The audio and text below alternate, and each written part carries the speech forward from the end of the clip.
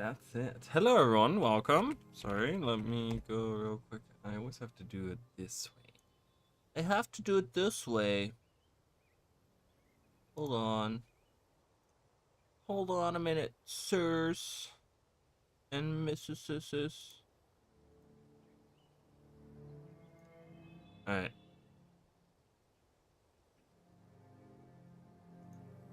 I guess I'm gonna do some mid-roll for this stream. I'm gonna do some mid-roll ads. I usually don't do it, but I'm gonna do it. Oh my good god. Okay, okay.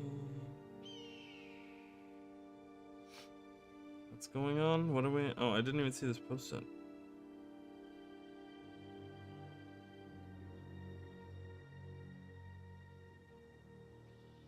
Oh, I did see that.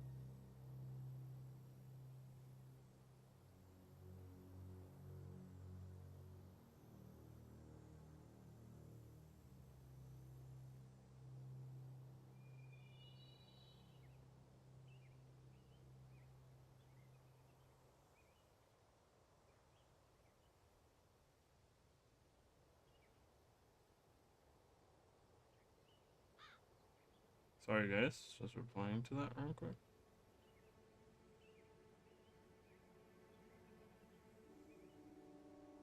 Alright, didn't even see that. Alright, hello everyone, let's do this.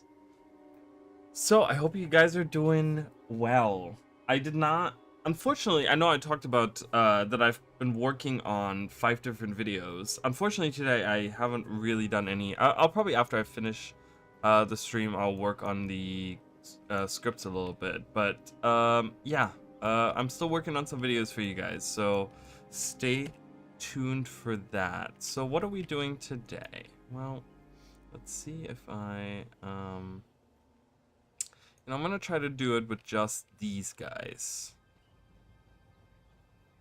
I have some cupcakes with me.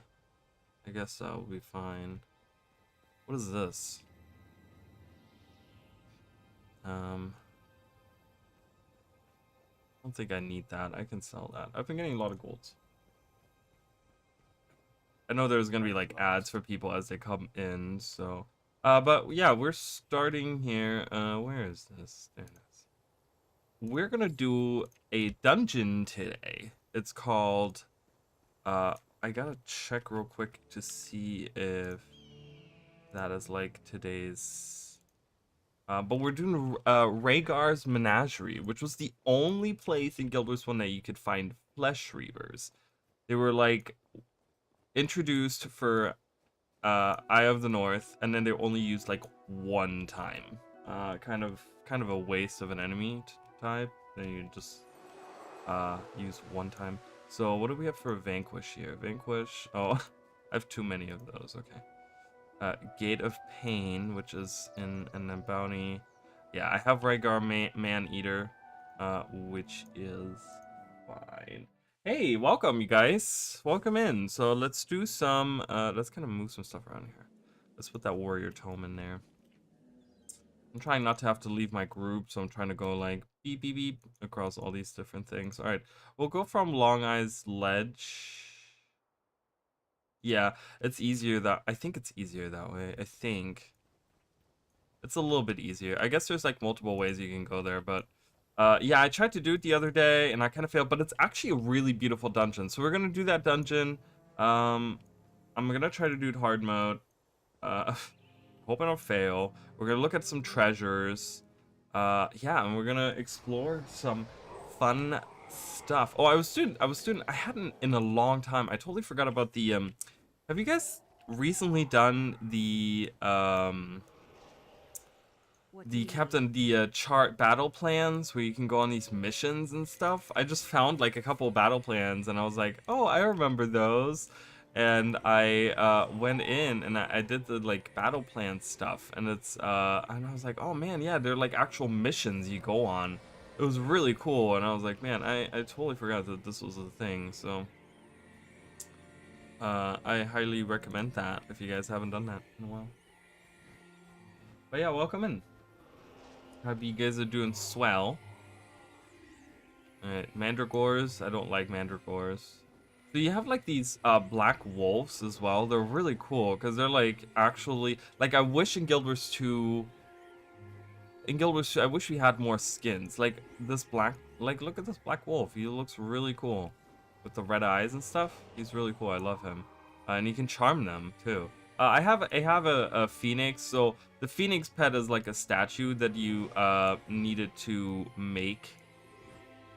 Like you need to level a pet to put in the Hall of Monuments. A phoenix pet. And yeah, I just kind of still have him on my team. So I was like, you know what? Fuck it. Just leave him. Just have him hang out there. Alright, go, assassin.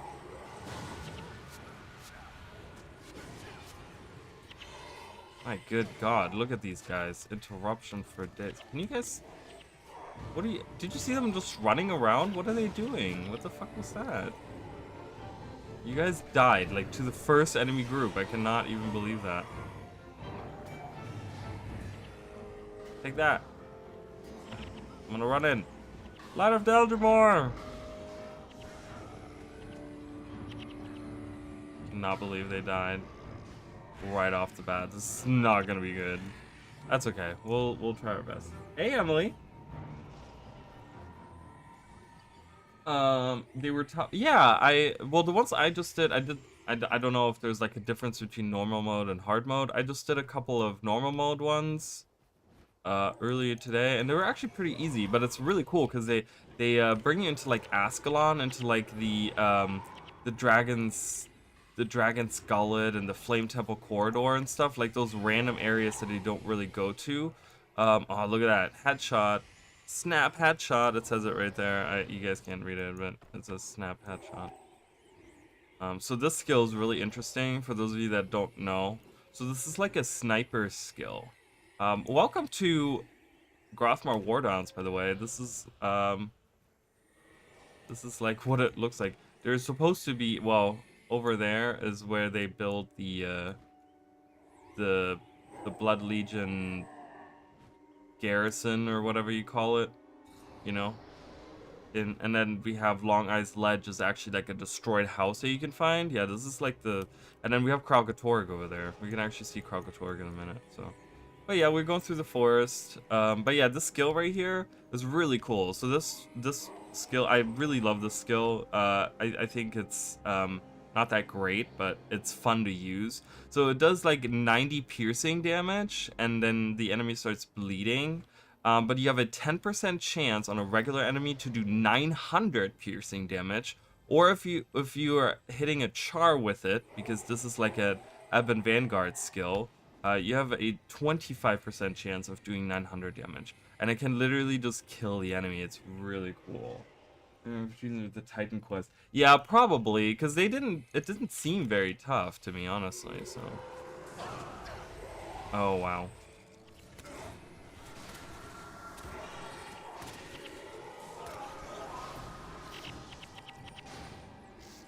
Died again.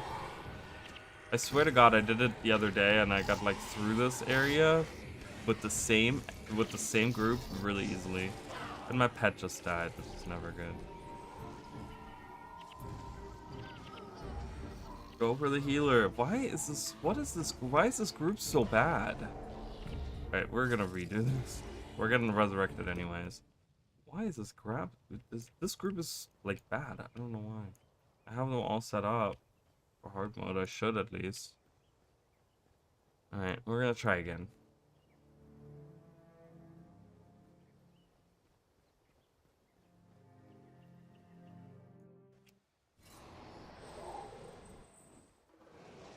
Oh, yeah, I know. There's some really cool shouts, I know. I wish we had, like, echoes and anthems and stuff. Oh, I didn't get the thingy. Does I even have, like, I don't know, a move against Char really easy? The Pain Inverter PvE skill, that's actually really good, too. Yeah, unfortunately I use these two, and then I have my third one that I switch out. Right now I'm using Light of Daldrimor because I want to see treasures and stuff in the dungeon. So, because I love the idea. I think I'm gonna stay on. I'm gonna stick to this side. Maybe. Or maybe I shouldn't go in the forest. Should I avoid the forest? Maybe I'll avoid the forest and just go, because I have this Rebel Yell, which gives me 10% armor against Char and 9% more adrenaline, and I also get 2 energy whenever I kill in Char, so... Yeah, it's in the Asura. Yeah, the Asura have the Pain Inverter. They also have Smooth Criminal. They have, they can summon the different things. You can summon a Mersat or a Naga or like any of those things. Oh, both of these groups are coming pretty close. I just want to fight one of them, not both of them. Uh-oh. Uh-oh.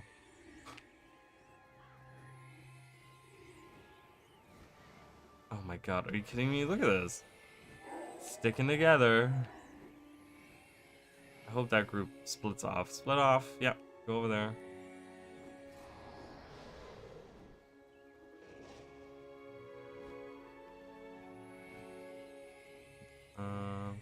The Ward Keepers are pretty... They have 2 healers in this group. Oh my god, what is happening? Where are all these enemy groups coming from?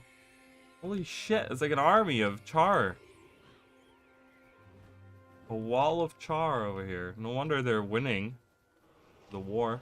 Alright, let's go attack these guys. Let's go in. Take that! Send my assassin in, and then they will attack him. And they won't mind when I do this. Look at that. See? That was way better. I guess sending in my assassin to be the tank for all their abilities and stuff is probably the best. Yeah, they had some really cool PvE skills. I really like that. And they tried to do, it's really funny because they did try to do the same thing in Guild Wars 2. If you guys remember. Like I don't know if you guys remember during season 1, they were trying to do the same thing. They were actually adding oh look, Vale is here. They were adding PvE skills. One was the antitoxin. Do you guys remember the antitoxin skill from season 1? Where? Oh. I guess that's a little side quest we can help them with.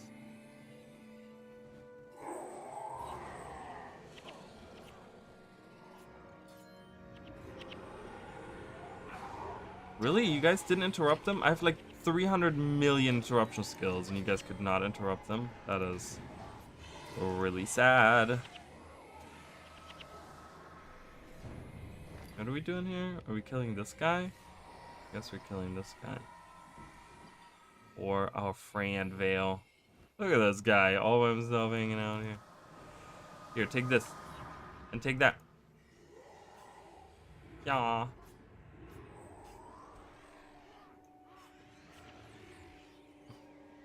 Is that all we needed to do? What's the side quest that he has? Quest failed. You killed the subject before Oh wow. We were supposed to gain information. I didn't. I should have read that before. Aww. The most recent map previews and they confirmed that it is indeed Amnitas, so I presume that the arena structure could be the Temple of Thebe. Huh, interesting. That they on YouTube?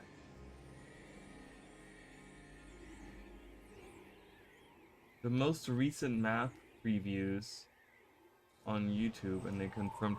Oh, so you mean like the videos that they had?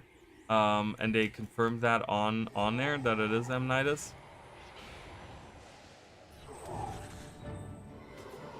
Yeah, you can see the corruption on there. Specifically, you can see it on that arena place. I forgot what the Temple of Phoebe was, or Phoebes.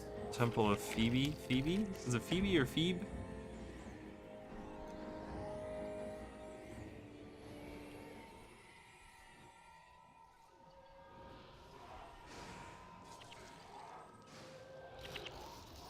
Oh, I thought it was something that already existed in the Guild Wars universe, but it's not.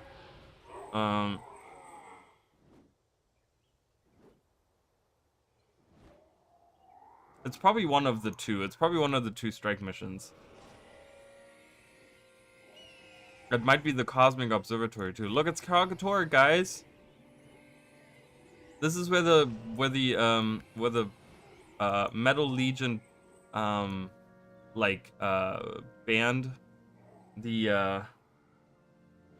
the concert takes place, and then Kragator is right there. Ooh, look at Kralky hanging out over there, being all badass and stuff. All right, I'm stuck on this mountain. God damn it.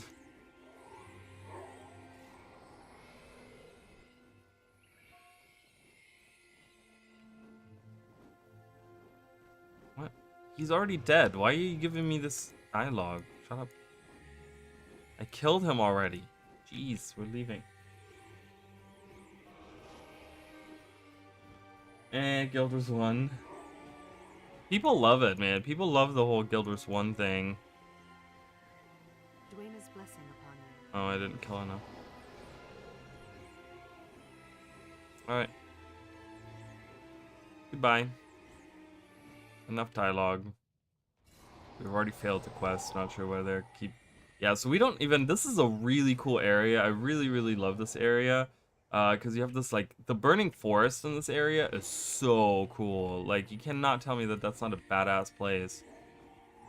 Got this refugee hanging out here. Alright.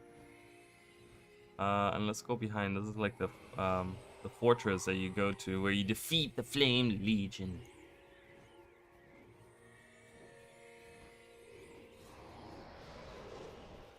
Yes, gave me Octavine vibes. Are we talking about the new... Uh-oh. Who do I target here? I guess it doesn't matter.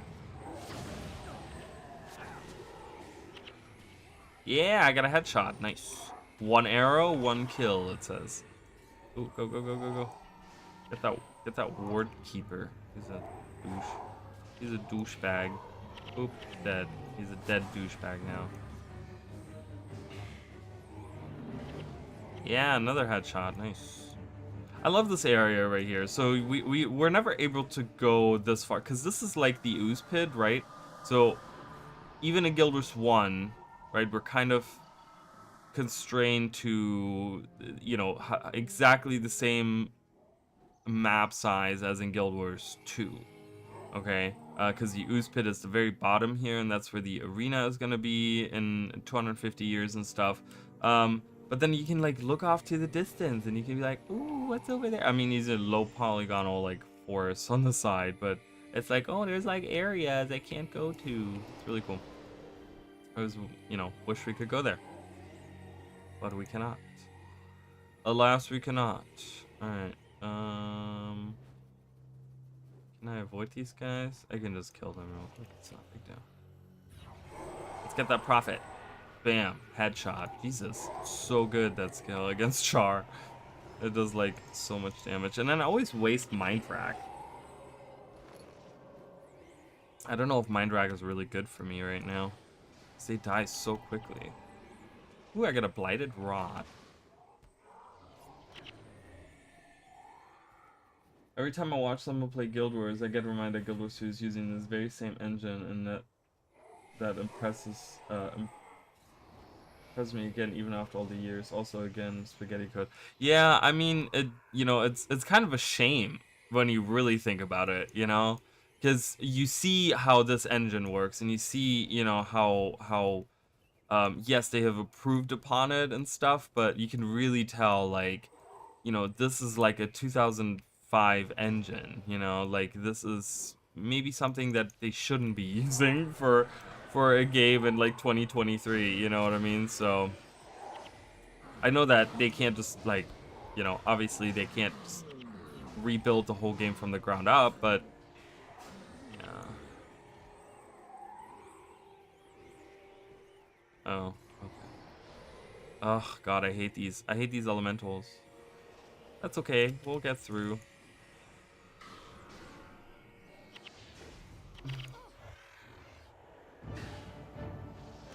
Oh, this is live? Yes, it's live. Welcome, hello. Sorry, I didn't see that message.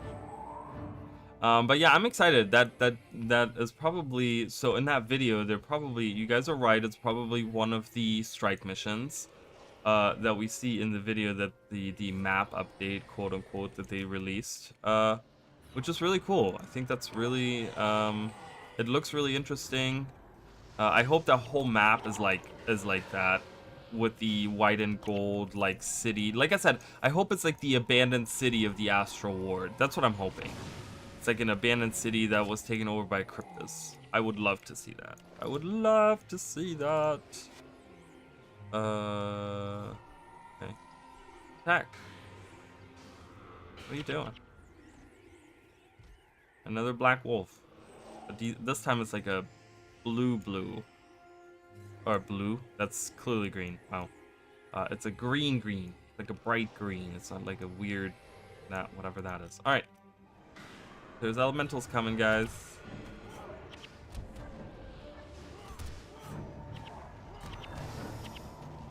Yeah. Light of Eldrimore. My god, look at this. Look at this up here. Oh no, I forgot the Siege Devourer. Holy crap. Oh, okay, we got him. I can go inside the Siege Devourer too, by the way, guys. Let's do that. And we get all new skills. Watch this, guys. Hello. Hello. Attack. And we can do like, bam, look at that. I'm a Siege Devourer. I'm gonna eat you alive.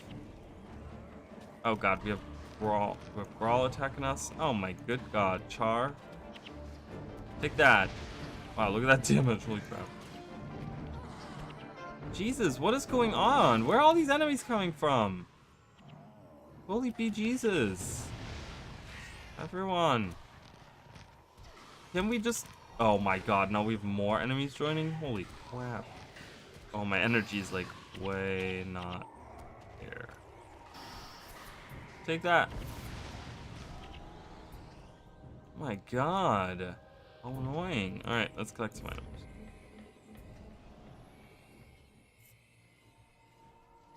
Trying to... It's so hard. I can't move correctly. Alright. Ta-da! Look at how I move. Alright, excuse me. Excuse me.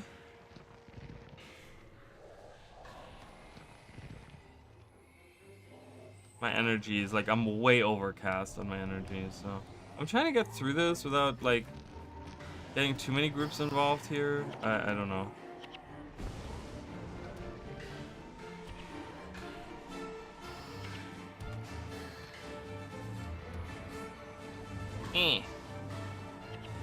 Slap him.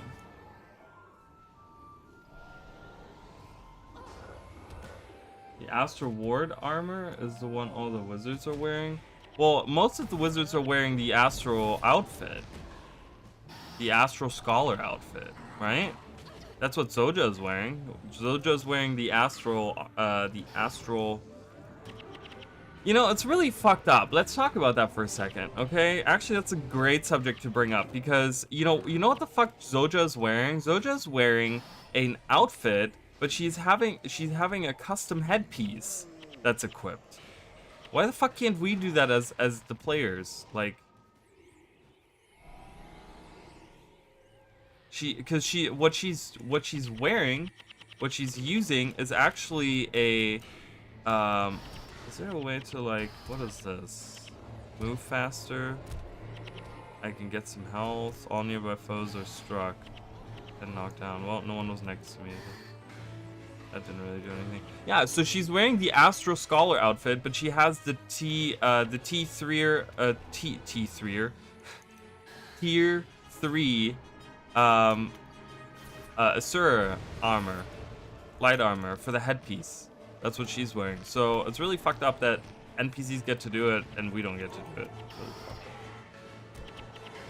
Yeah, I mean, well, that's the thing. In so, you know, you want to talk about, hey, the engine is based off of, like, you know, it's the Guild Wars 1 engine. In Guild Wars 1, we're actually able to do that. In Guild Wars 1, I can have an outfit. Okay, hold on. Let me get out of this thing. I'm done with this Devourer. He's really cute, but I'm done with it.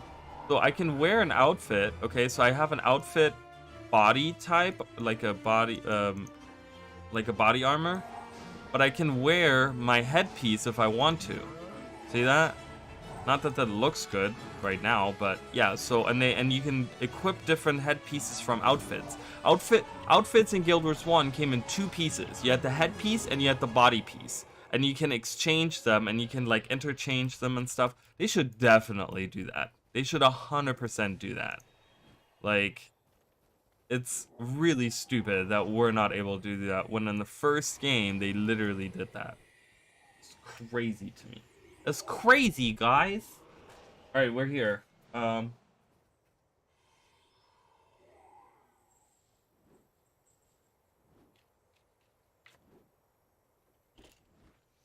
Oh man, yeah, that's Mishking. I heard with Unreal Engine 5.2, it's actually very easy to remake an MMO. Just gotta export all the assets, takes time and money.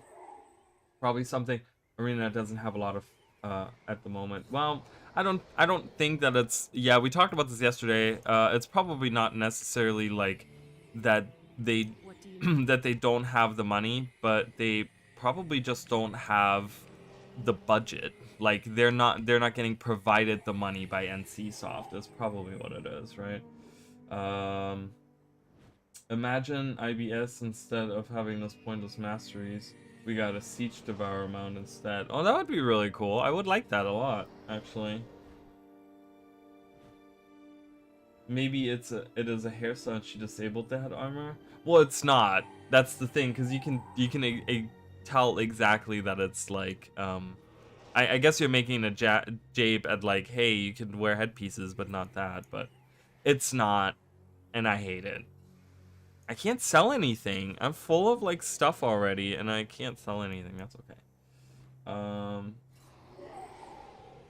Oh, well, in Guild Wars 1 they could dye weapons too. Yeah, you're right. See, good point. I mean, it's so weird. Like you base it off of one game, and then you give the ability. I think what's gonna happen, I thought about this the other day with the weapon dyeing. What they're probably gonna do is they're gonna add new weapons that are dyeable. Like, you know how they had that with the cape, where they started adding capes, and then at the same time that's when back pieces were actually dyeable. They actually got dye changes. They probably will do that too with weapons at some point. They'll add weapons, and then everyone's gonna be like, well, what about all the millions of other skins? They're like, yeah, we can't do that. We're not gonna do that. Alright, we're in Rragar's Menagerie, guys. This is the one and only time in Guild Wars 1 that we do see Fleshreavers. So, welcome. It's something that they can retroactively flake, but it's probably not high priority, although that would increase the... See, exactly. It would increase the sales of outfits. Like, you're trying to make money, you know what I mean? And I don't know, I don't know how the coding works, but I feel like you get like one dude on that. He could probably do it in a couple months, right? I mean, I don't know. I would imagine. Again, I don't really know, but yeah, here we are, guys. We're in Rragar's Menagerie. It's very beautiful. We're gonna go to a little side area over here. Actually, right now. Right? Yeah, because do I need to go over? I forgot. I think, yeah, the map is over to the side. So we're actually going to go to the really cool area. But look at these cool mushrooms and stuff. I really wish there was, like, more of this type of stuff in Guild Wars 1. Like the whole spelunking. There's Fleshreavers, guys. Look at them. There's these, like, griffin-skinned Fleshreavers. They're called the Hounds. And then we have the flying Fleshreavers. I gotta help out, sorry.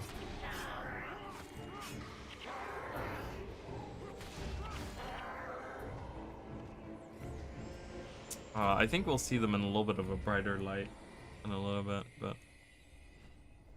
we get this really cool scenery here, so this is really cool. It's an underground volcano, right? We can't go there. This is where the map ends for me, like right along this cliff. But yeah, you get this really cool volcano in the back that has like... It's very atmospheric, right? You're just like, wow. It's an underground volcano. It's very like Journey to the...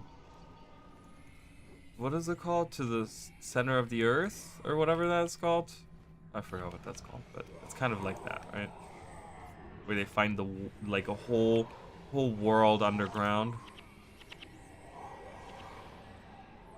Back pieces are dyeable in Guild Wars 2. Well, some of them are. Some of them are, not all of them.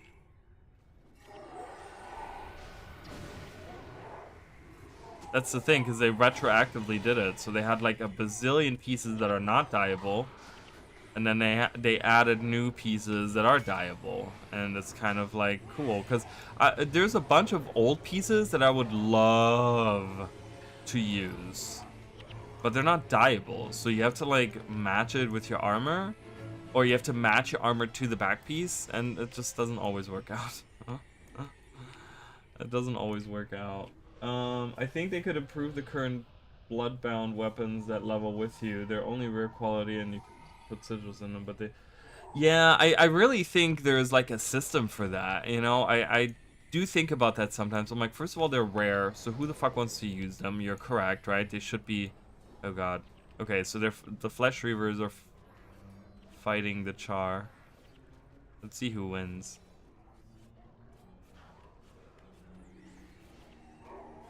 Turn off the... You can kind of see them battle.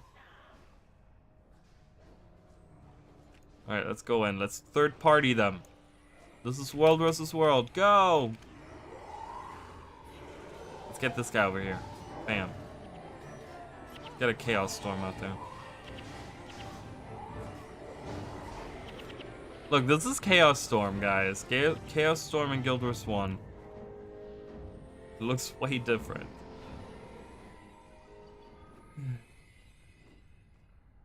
Yeah, I think there is precedence to really have this this gear that should let us like gear that we can level with, you know what I mean? Like I feel like there should be something like that where like how would people feel if they made legendaries? Like what if they modified legendaries where legendaries you can use them under level 80 but they adjust just like the ones that level with you, right? So you get like depending on which level you are, that's what your legendary weapons and armors are like. How would people feel about that? I think that would be a huge incentive for people that like are altaholics, you know? Look at this, we get 2 volcanoes underground with the lava flowing down.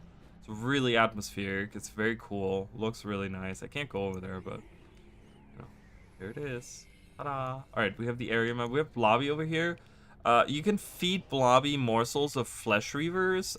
I haven't gotten any yet. What is this? Oh, look at that. That's actually not... That's not bad. I mean, it's probably pretty bad, but I don't know weapons. So I got the area map, and we can also get to Kate over here. What's your problem? What's your problem? What's your problem? And you can get different weapons for Fleshreaver morsels. They could easily add a quest collection where we do stuff around to upgrade the Bloodhound from Heretics. That would be really cool. Like an achievement thing or something, or not even achievement, but like something like, yeah, like a quest thing or whatever. Collection. So yeah, I mean, it would just be convenient, you know, and I think it would be, like I said, it would incentivize even more having legendary weapons and armors and stuff. Like, you know, we're getting a PvE legendary armor, and I had a long discussion on the Discord, and I talked about this yesterday, about how I think that, like, you know, how are people that, you know, the majority of Guild Wars 2 players don't even have Ascended gear, because it's like a lot of work for them, or maybe it's like tough for them to even get Ascended gear, right? And then you're doing the you're doing legendary armor. It's like, well, as soon as we get to see, I'm not gonna actually, you know what, drop this. I'm not gonna, I'll need that in a minute, but it's a dwarven powder keg. Ooh, that explodes. But it's like, so how are you gonna incentivize people to get PvE legendary armor if they don't even want to get ascended armor. Like legendary armor is going to be way crazier to get, like way crazier, and people are having a hard time even committing to ascended gear. So, you know, how are you going to incentivize people to get it? Like, I think that would be a great incentive, having it be able to be equipped on any character at any level, and it levels with you. Like, you can already start building your build as you like level up or whatever, like you know, and kind of play around as much as you want. Like, I think that would be really cool. I think that would be a huge incentive. And the system exists, right? They just need to change the type of armor that it is. Oh my god, meteor shower. It's really powerful, guys. Meteor shower in Guild Wars 1. It costs a lot of energy to cast, but oh, you're right. You're right. The whole looting situation. Well, I think what they could do. The thing is, well, let's think about that. So, because we're talking about barely anyone gets ascended armor. Even less, like, I don't know what the percent is gonna be, but even a way smaller percentile of actual players. Like, remember, the people that we hear about on, you know, that talk on Reddit, that talk on Twitter, like, those are like hardcore gamers that are like the vocal minority, right? So yes, all of those people have legendary armor, but the majority, probably like 99% of the player base, do not have legendary armor. And probably with PvE legendary armor, that will probably only go down to like 95%. Like, you know, it's not. So I'm thinking, like, does it really invalidate it though? Because that's only like the top, you know, in the top 10%, let's say top 10% of players, you know, for them, the looting system is invalidated. Like, you know, I don't really think that it would invalidate that much, because a lot of people won't go for it, you know. Oh, I now need this stupid powder keg. You know, I don't know. I mean, that's just kind of like what I think. I don't think too many people are gonna go for it, even if it is more accessible, even if it is PvE. Like, but I just think that, you know, people are already kind of like ascended. You know, most people are using like exotic armor, which is fine. I'm not saying that that's bad, because you can still do all of the content in the game, and they know that. But what's the incentive of getting PvE armor, right? So I don't know. I kind of like I feel like increasing the incentive to get PvE legendary armor would be, or any legendary armor would be really cool. Can only drop trash and materials. Veterans can drop weapons based on each mob. At least could drop rares. Yeah, I mean that, or like, I mean, we have the unidentified, you know, the unidentified gear. They could modify that a little bit, where unidentified gear doesn't just drop at level 80, it drops all the time. So that maybe you just, you know, you can already start collecting unidentified gear as you level up, or if you don't have legendary armor, you can just like identify it with getting a chance of getting a higher grade, you know, whatever, like maybe having a chance of getting a level 80 piece out of it, but like most of the time it's your around your level unidentified like or identified gear that you're getting. Like maybe you rework that system a little bit. Not that it's bad system, I actually like that system a lot, but I'm saying, like, I think there's something they can do to mainstream it a little bit more. Ooh, I get more char carvings, guys. I'm collecting those. I'm collecting just a bunch of the little things. Okay, we don't have any treasures around here. I think I'm gonna use a couple of these while we're in here. This morale boost. Oop. We get some more volcano stuff over here. It's very cool. We're actually gonna see. I'm not gonna go through there yet. I gotta get the key. The key is in the back, in the area that I just back there. But I want to look at this. Look at this. Ooh, beautiful. All right, move it on. That could motivate new alts or players to do specific events with champion mobs as they level to easily gear up. And they can have merchants that sell specific gear using unidentified gear as currency. Oh, that's a cool idea. Using that as a currency. Oh, that's actually a great idea. I love that. That's actually really cool. I would love that. Yeah, so they can definitely do some stuff with the... Because I really, really like the unidentified gear system. I just always thought it was such a strange choice to have that only happen at level 80. Like, to me, that's kind of weird, but...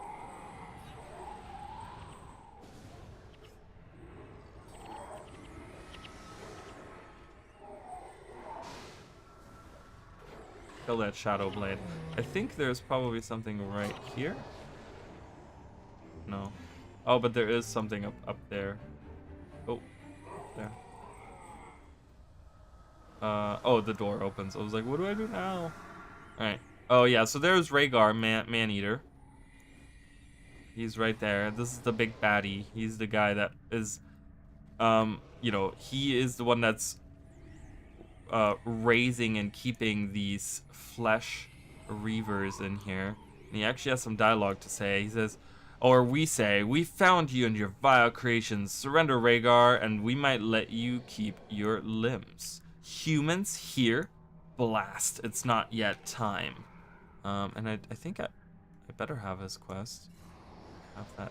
Oh, yeah, it won't let me in if I don't have it.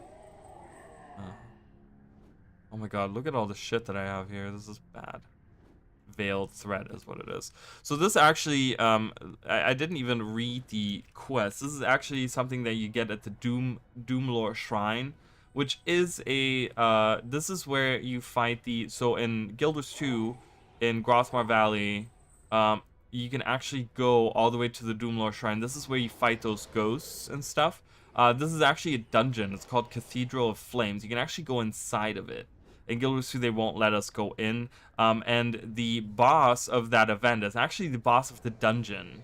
I forgot her name, but she's this like evil ghost or whatever. But at the Doomlore Shrine, we do have a couple of friendly Char that are kind of fighting with us. But and this is Gron Fierceclaw, and he tells us, Pyre tells me we're to be allies, human. If that is so, I would warn you for a Char named Rragar Maneater. Deep within his menagerie, he rears a new breed of creatures he intends to utilize to destroy humans, and then plans to gain position within the ranks of the Char legions. Thankfully, his plan has not yet come to fruition. The time to strike is now, before he completes his army of Fleshreavers. Venture into Rhaegar's menagerie and put an end to his operation and his life. Be sure to destroy his creations as well. Even without Rhaegar's influence, they're savage and dangerous beasts. Alright, and that's when we come here and we start fighting Rragar and his weird creations, which are the Fleshreavers. Or, they're not his do they call them his, do they say his creations? They say breed of creatures. Dangerous beasts. See, nowhere ever, because like I looked up what, I didn't know what rears means. But it just kind of means that he's keeping them here, like in a menagerie kind of way. But yeah, it doesn't say that he created them, so it's very mysterious. But we do get the dungeon key. He flees. He actually says like, it's time to get the fuck out of here. Yeah, and we meet him later, so. I didn't bring any lockpicks, which is kind of dumb, but that's okay. But we did have right here, there was a treasure, wasn't there? Yes, there was, right there. We got a dwarven ghost. Hello, we got a dwarven ghost friend. He helps us out. All right, cool. We got a friend. He's in our party now. Was there something up here? Something just popped up on my screen, didn't it?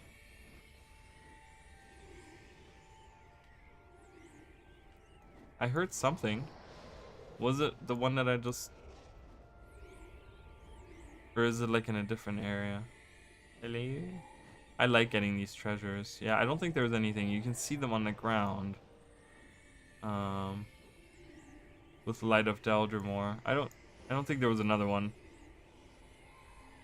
I think that was it.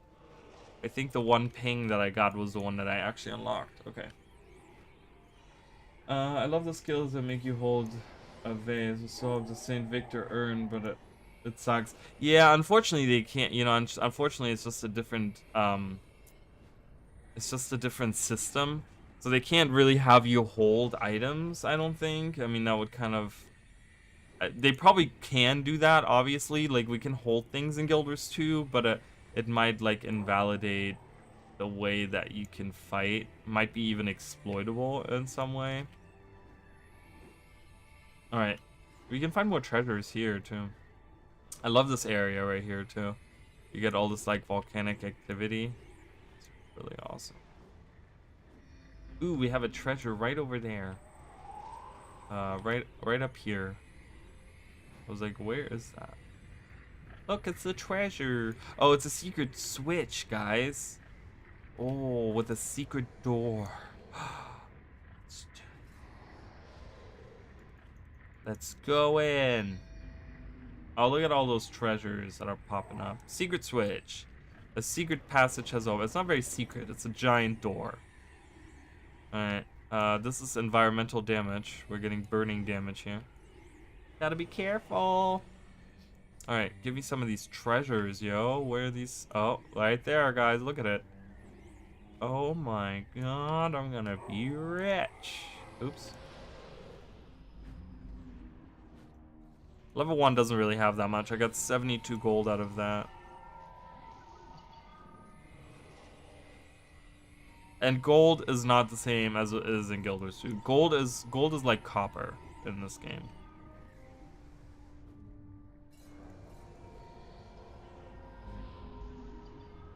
Oh, and we got another dwarven friend. Nice. And I haven't even summoned Rragar. Rragar can totally help us, dude. I didn't even summon Rragar earlier. Silly. He's actually really good. Like, Rragar is really strong. He's a really good just warrior. But yeah, he can help us.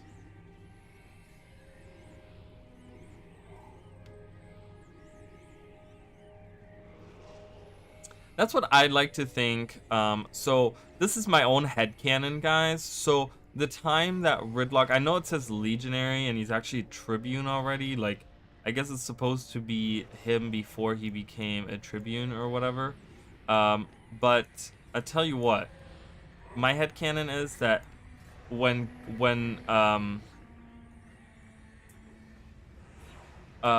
he was taken to the Mists in season 2 and became a revenant, he actually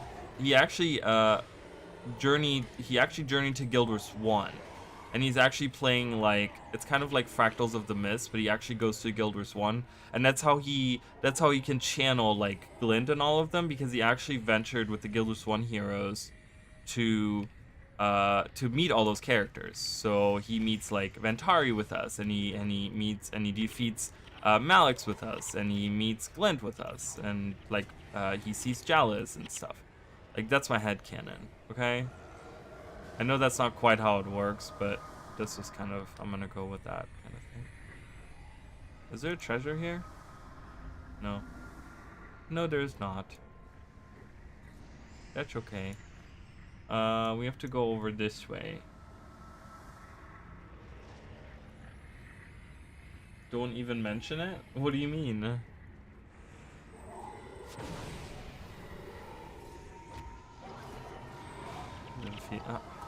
He's such a waste of a skill.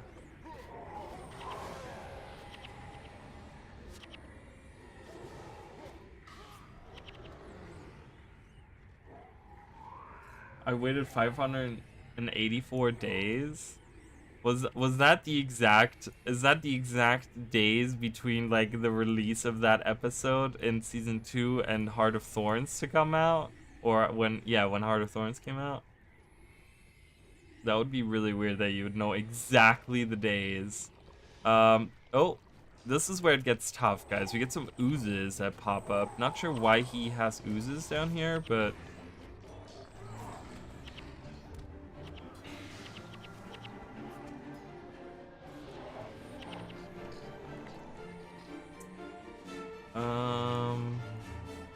where do I want to go? I guess down here. Oh, not down here. Wait, I guess I gotta continue where I just came from. Yeah, this one. Alright, we got, I know there's a Fleshreaver group right here that pops up. There it is. Oh, they're on this side. All right. Now we can better see them. Look at them, guys. Fleshreavers.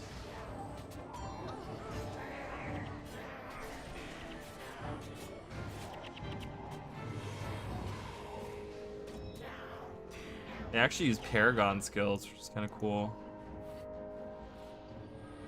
Look at them. They definitely look like Kryptis, don't they? They totally look like Kryptis.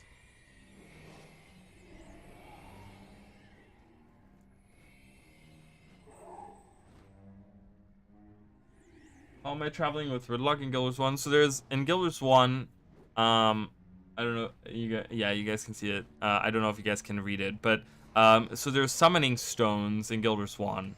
And they added, I think it was for the 10th anniversary, I want to say, of Guild Wars 1.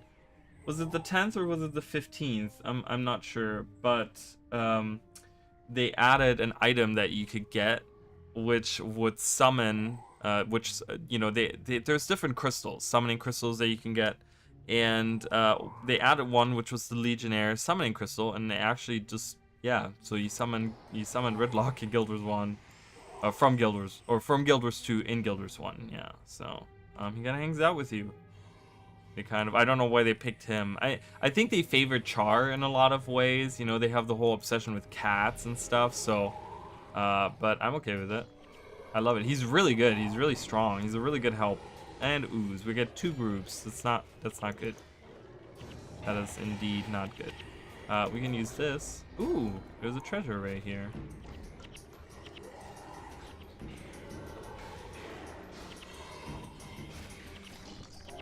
Yeah, it's really cool. Later, Cub. Oh, it's so funny. Well, but that's I don't know. I think that's really cool that he doesn't explain what happened. So we can have our own headcanon about what's going on. All right. Ooh, I got some money. Yeah, the only thing that kind of the thing is, and so you could use the summoning stone. This is like a different summoning stone from regular. Usually summoning stones are like consumables, so once you use them they disappear, right? And you can like make more of them. This one is special because this one doesn't disappear, but it does cost you 1 skill point. So in order to get, so skill points in Guild Wars 1 are pretty much spirit shards from Guild Wars 2. So every time I level up, every time my bar fills up, I get a skill point. And there's different quests that you can do that give you skill points in the game. But yeah, so once I run out, I won't be able to summon him anymore, which is gonna kind of suck. But it is what it is. All right, let's go in this area right here. This area is really dangerous. There's a lot of oozes popping up everywhere, so we're gonna have to be very careful. But we do have a lot of help here. We have 2 ghosts that are helping us, and we have Rragar helping us, so that's very cool. We got a huge party right now. Massive. All right. I'm gonna take my time. Yeah, there we go. See, like I said, oozes pop up. And they're kind of cool to use, the ghosts, and so the ghosts, first of all, are level 24, which is higher than our level. Not that they're very good. I don't think they use like, I mean, they use Cyclone Axe. That's pretty good. They're not super strong, but they can tank some of the damage and stuff, right? They can kind of take some aggro a little bit, which is nice. But yeah, we have to be careful because there's a bunch of random groups that pop up. I think there's a treasure around here. There's a bunch of them actually around here. There's one in the corner. There's definitely a group out here. Look at that. I want to get there. Oh, we got a group of ooze. See, and you don't want to summon multiple groups of oozes because you're screwed if you do that. They will fuck you over, I'll tell you that. Ooh, I got cracked armor and I'm weak. I got weakness and cracked armor on me. Not good. Oh, there's an ooze in the wall.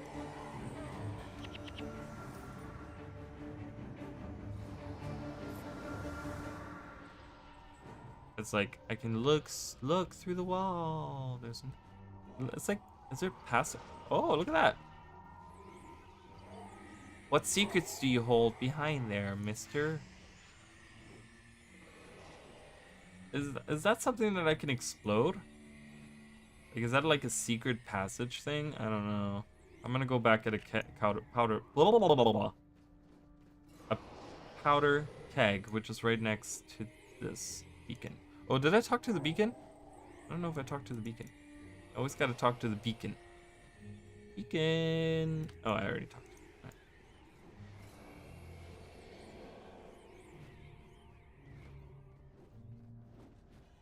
All right. Yeah, I know. It didn't live very long. I know, it's such a shame. I did see a lot of that. That Rragar was in this MOBA game, and that really like interested me because I was just like, man, if that MOBA game does really well, they might like add other characters from Guild Wars, right? This was the wall, right? Yeah, it was. Let's see if we can blow it up.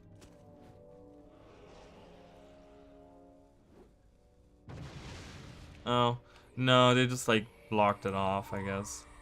I think it's like a reused asset. Wink, wink, nudge, nudge. All right, let's kind of comb through here. Where was the treasure? The treasure was like somewhere around here, wasn't it? Wait. Oh, I never got the treasure from down there. I was too busy doing whatever it is what I was doing. Right. Yeah, it's a shame that that game, I don't know what it was called. Would be interesting to know why it didn't take off, because MOBA games are fairly popular, you know? 99 gold. Alright. Where's this other treasure? Oh. See that? I just summoned a group of oozes. Are they coming after me? They're coming after me. It's very aggressive. It's an aggressive ooze. I'm gonna attack it through this wall. Through this pillar. Alright, let's summon this. Treasure! Yay! You don't get a lot out of the level 1 and level 2, but or level 1. As you go deeper though, like level 2 and level 3, you can actually get like pretty decent gold out of it. Like you can get some good stuff out of it.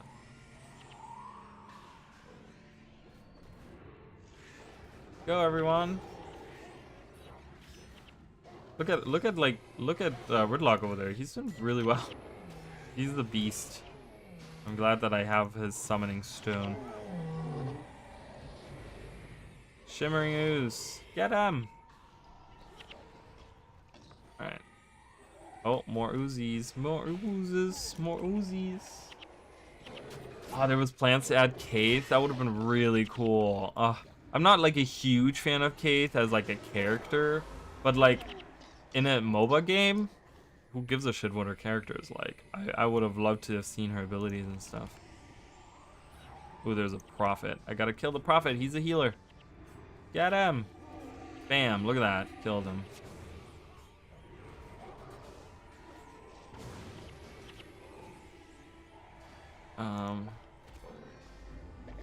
Oh, I thought maybe there was something out here. Uh-oh. Hello.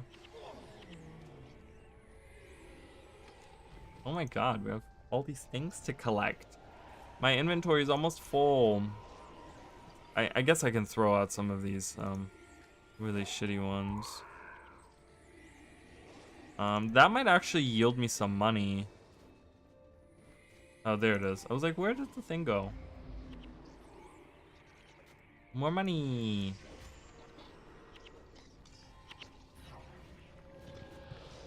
Master X, is it X Master or Cross Master? I don't know. And it came out at a bad time, I guess. Oh, really? Had horrible monetization, yeah. Well, that sucks, because it was like, you know, NC Soft, right? So it was like, I don't know. It's a shame. If it would have come out like during like, you know, 2020 when everyone was like staying home all the time, I probably would have done better. But it was like way before that, wasn't it? Alright, gotta be careful here. We don't want these oozes to fuck me up. And I don't know if the oozes and the char are enemies. I don't know, so...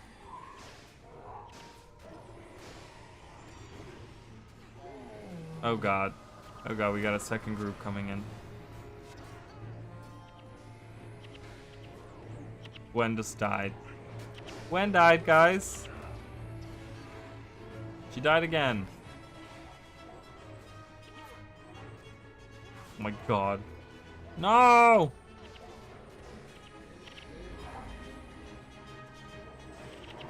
Oh my god, who's reviving? They're reviving each other? Oh, Jesus. This is bad. Kill them all. Oh, jeez. Alright, well, how bad are we looking? Gwen is at -2. She'll be okay. She'll be fine. She'll be okay. Alright, we have another treasure here. Look at all these treasures we're finding. We're such spelunkers. Spelunking through this cavern. 2 years, yeah. Interesting.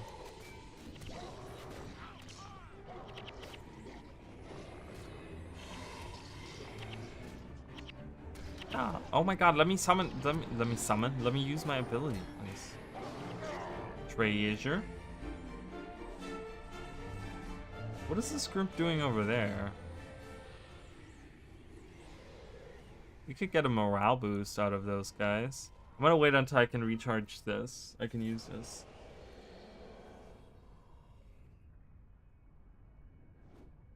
Alright, let's do it. Because I'm gonna summon my assassin right into the group. The music starts on cue too as soon as you. Oh no! Meteor!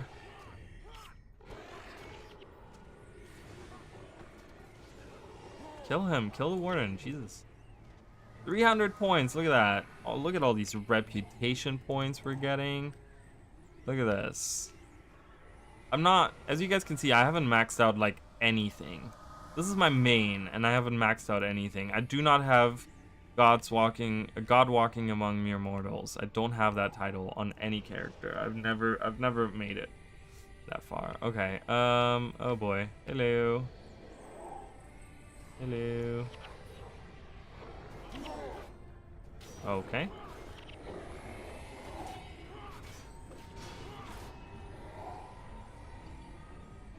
Who are they fighting? Oh, they're fighting. Oh, let's third party them.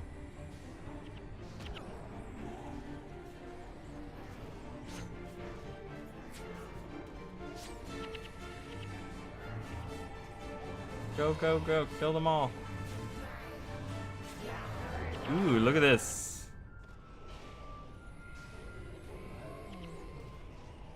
Ew. Alright, let's be careful. There might be more Fleshreavers around. Even longer, just checked.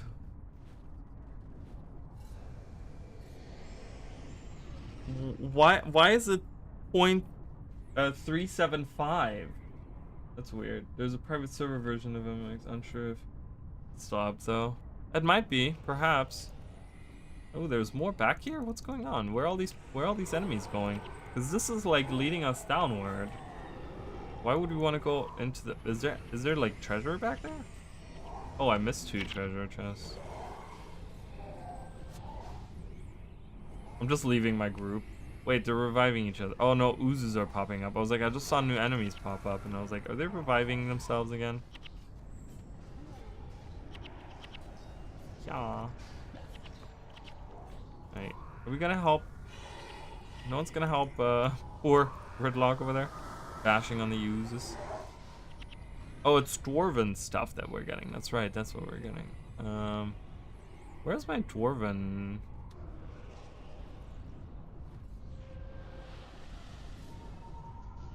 Slayer of Demons. Oh, this one is it right here. This is my dwarven title. But I'm gonna do the agent one because we're fighting Char, so we need that. All right, treasure chest right there. We got a Char armor, and there's another treasure chest right there. Jesus Lord.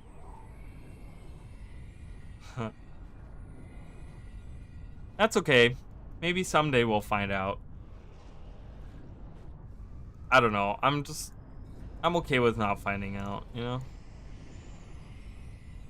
not everything has to be explained. It's kind of nice to have a little bit of mystery. And, you know, trying to explain... I'm gonna go down here. I don't know what's back here, but I kind of want to see. Trying to explain away the mists and stuff is gonna be a little... You know, that's like... You know, do we trust ArenaNet to go and give us a proper explanation about something regarding... See, there's no reason to come down here except for fighting the Warden, which gives me like extra points. I mean, I guess I could do it, but really no reason to come down here to do this.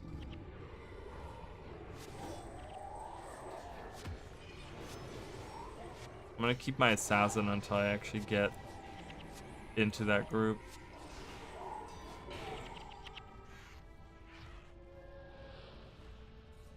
Alright. Summon it right into the group. Do it! Uh-oh.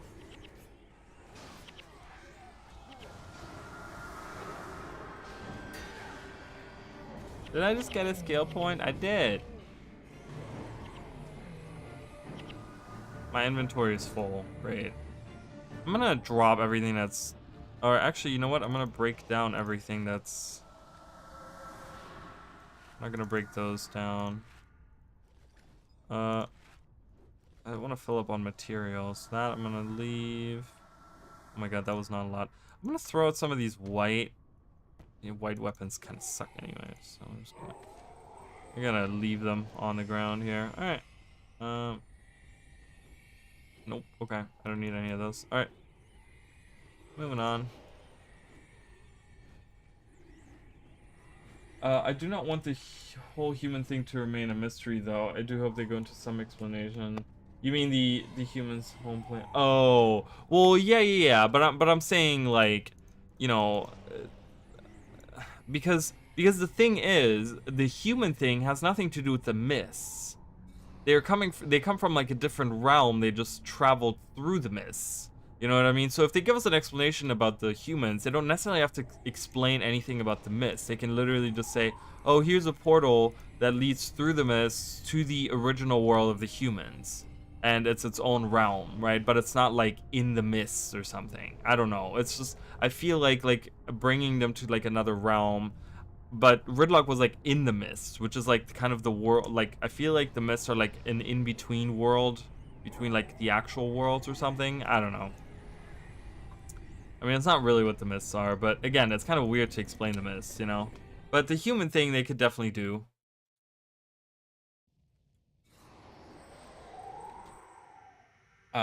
Friendly char seekers, can I help you? Let's get this beacon first. Let's see if there's any treasures right off the bat. There are not. Are you seekers like friendly or? Oh no, they're enemies. What is happening with the boulders? Well, that's a trap if I've ever seen one. Oh god. Did they really think I was gonna be that stupid and chase after them? Oh my good lord. Alright, well, I'm not that stupid, but that's okay. So they run through there and we get locked out. Okay. I haven't done this dungeon in a long time.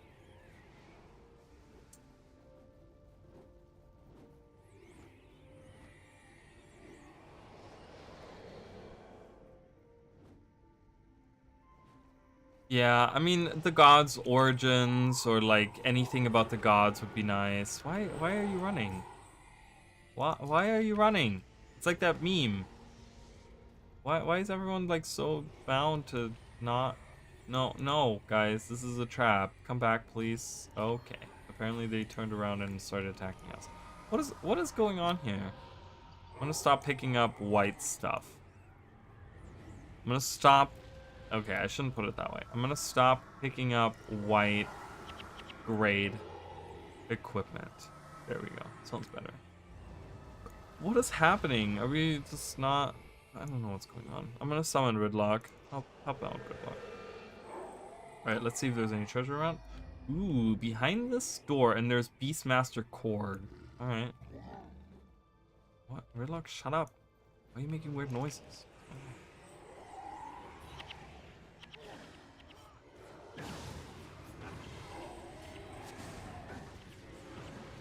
Ugh. AoE'd by the stupid Seekers. The Seekers are the worst, too. I hate them. Get out of here. Yeah, revive, revive. We're reviving. Whatever. Alright. I guess I gotta go this way? I don't know. Because that's locked. Oh, area map. That'll be perfect. I need that. I desperately need that.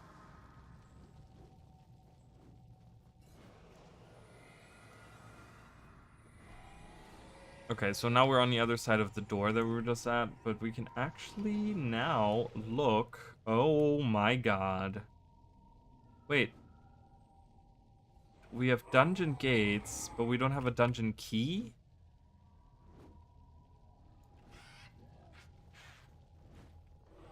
What the fuck is going on? We have dungeon gates, but no dungeon key.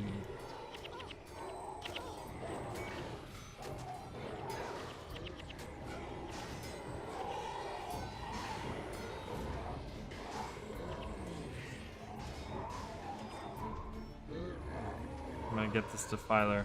Nope, I'm not. Oh. Dungeon lock. Does it open by me just like killing these guys or something? I don't know.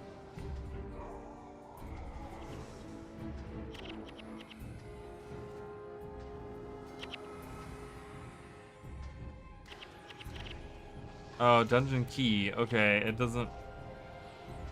Weird. Okay. I can open these gates. So now we can. Oh, there's Fleshreavers up there, guys. They're gonna become more and more prominent now. Is there. Is there a reason to go up there? Not really. Why would I go there?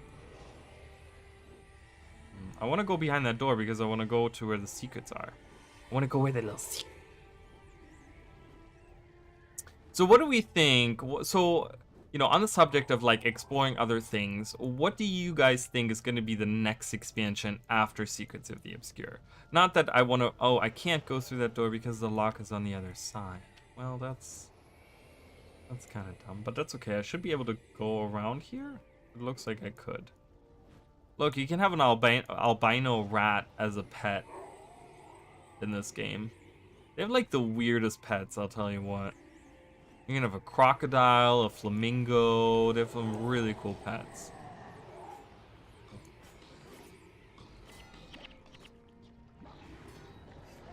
What does it say? The water is strange, almost thick. It's as if Rragar were crossbreeding oozes also. Oh, ew. Is that what he's doing? He's crossbreeding oozes? How do oozes breed? Like, how do you breed an ooze? That's weird. But look at these guys. Oh, yeah, okay. Look at this guy. I could have him in my party if I wanted to. He's cute. Alright. Let's go. I want to find the treasure. Let's see if there's any treasure around here. Nope. Just further down there, which is... This is very strange to not have them just littered about in the dungeon, but only in specific areas. Some dungeon have it like that, where like there's only certain areas where there's treasure, behind like secret switches. But most dungeons have it where you go in and... Oh, I don't want to pick that up. Where you go in and they're just like littered all over. What is this? Elder Nephilim? Ooh, look at this little grove over here. Hello. Uh-oh. There's gonna be more Fleshreavers popping out, aren't there?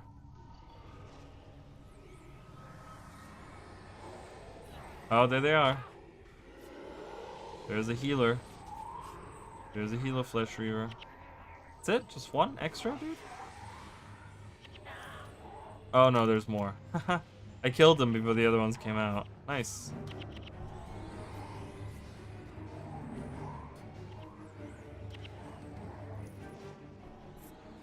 Oh, and even more. Jesus.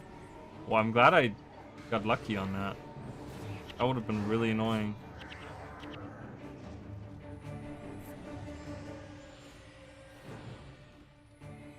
What else do we have that's just white trash? I'm just only taking colored stuff with me now. Anything that has a color. This is so like wrong on so many levels, this whole conversation, I guess. Oh, let's see if there's a treasure here. Hello, there is. Where is it? Oh, right there. We're gonna head somewhere entirely new, never explored on the world map of Tyria. Maybe split into 2 expansions so it can cover full expanse of something like Kansas size.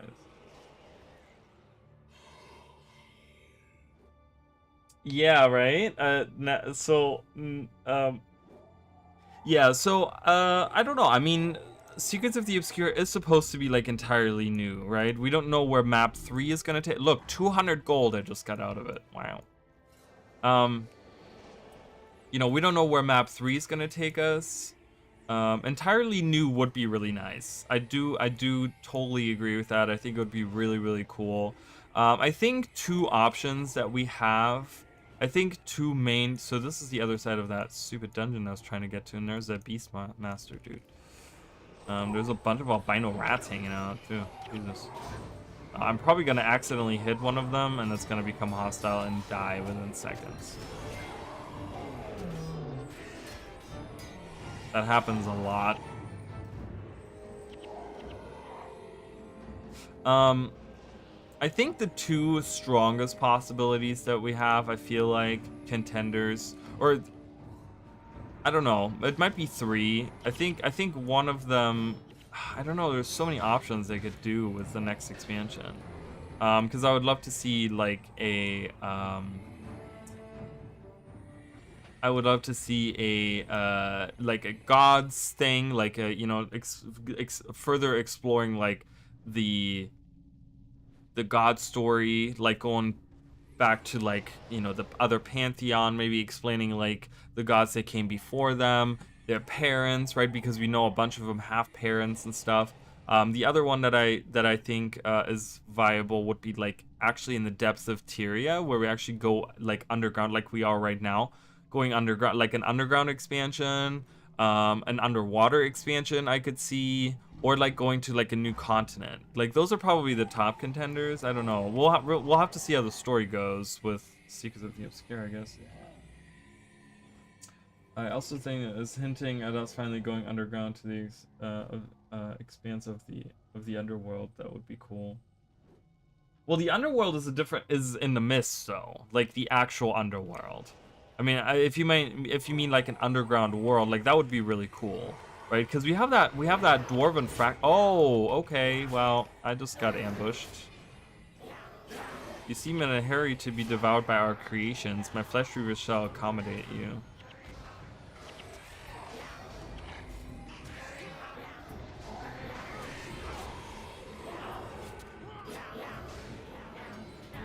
Oh my god. My pet died, but that's okay. Fuck you, Beastmaster. No one else died. Just my pet. Alright, we got 1 treasure here. Ooh, we got a first square. Nice. That's not very nice at all. Alright, and we got 2 more here.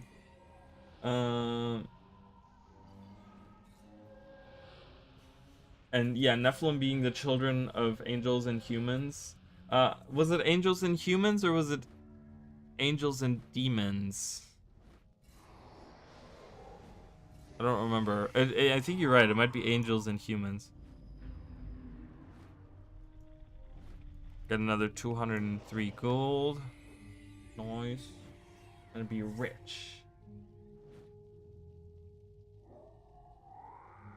I'm talking about the vast underworld that's in Guild Wars 1.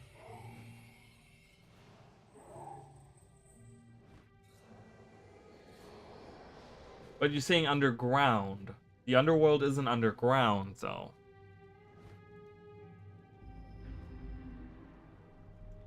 Or do you mean like this type of underground? Because there's a lot to explore there too, like with the central transfer chamber, like all the old Asuran places and stuff that we could explore. There's a lot there, for sure. Wait, did I? I did grab that.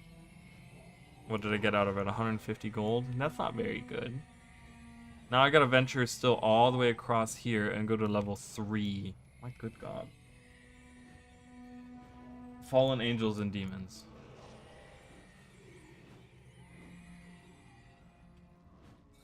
I don't think we're done with Cantha. Oh, Cantha is also a big one, right? Because we still have the mystery, or not the mystery, but like we still have the conflict with the purists and stuff to deal with. And, you know, there's still a bunch of places there that we can explore. There's so many possibilities. So many possibilities.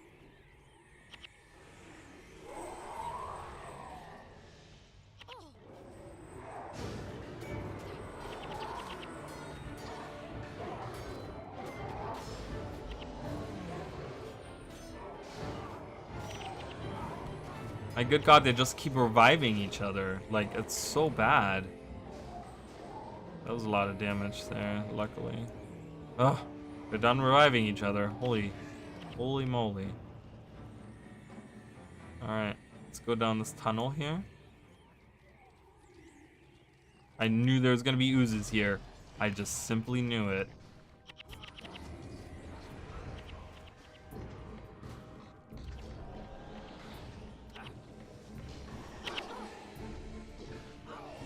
I would love to go somewhere entirely new, never seen before, an unpopulated area. Just follow a group of explorers to the unknown, discovering long lost civilizations, that or the Isles of Janthier. Yeah, I had a concept, like I've talked about this, right? You can actually go back and watch my, it's the video that came out right after End of Dragons that I did, which talked about Season 6 of The Living World and Expansion 4. And I talked about like season 6. So season 6 for me was going to be something in Cantha and stuff, which obviously didn't happen. But then expansion 4, actually, I talked about how I wanted to go to like new areas of the world. And I specifically talked, or I don't know if I specifically mentioned it, but the continent that's off to the left here that you can see in Guild Wars 2. I talked about like maybe going to a place like that. And you go to, and you find these like, you know, I wanted to find new, not necessarily the new civilizations, but like variations of the ones we have. So I was talking about like finding Norn, that because of like, for like, just as an example, like I thought it would be really cool that if, you know, the whole conflict with Jormag, you know, drove the Norn south, right? And they established Holbrook and all that stuff, like down here.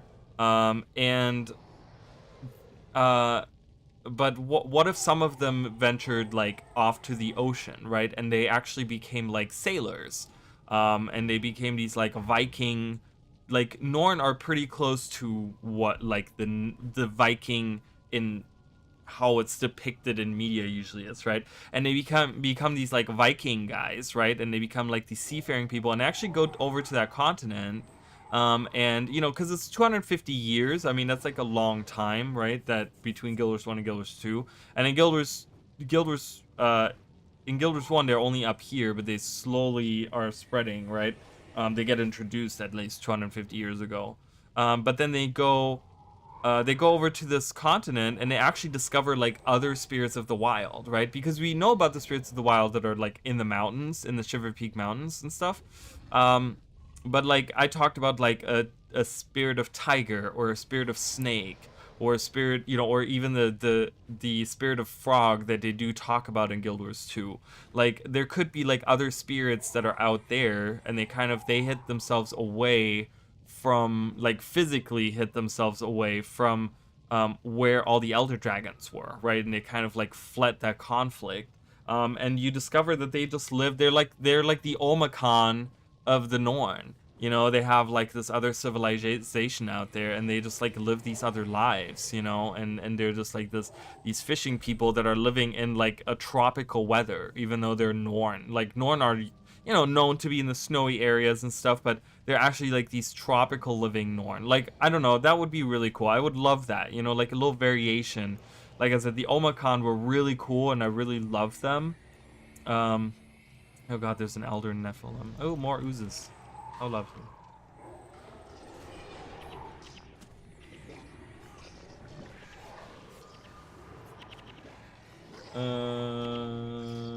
Always thought it was called Underworld because of all the undead, but yeah, I'd love more underground places.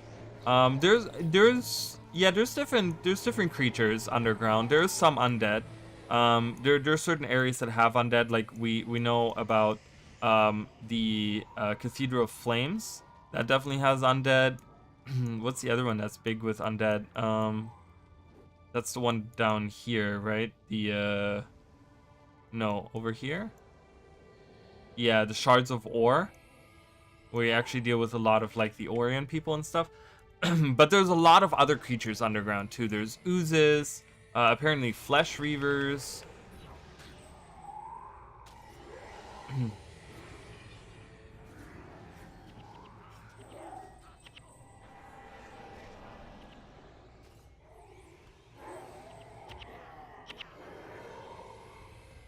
Oh god.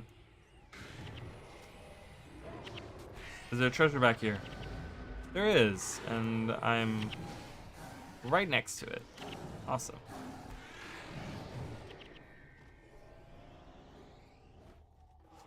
Yeah, but there's different creatures. So, but yeah, underground would be super cool. I would really, really love that. We could explore more of the like older and stuff. Like one of my favorite moments in like all this, and I'm not saying it's the favorite. Oh, look at that! I got a lockpick, and there is a chest over there, so we can open that in a minute.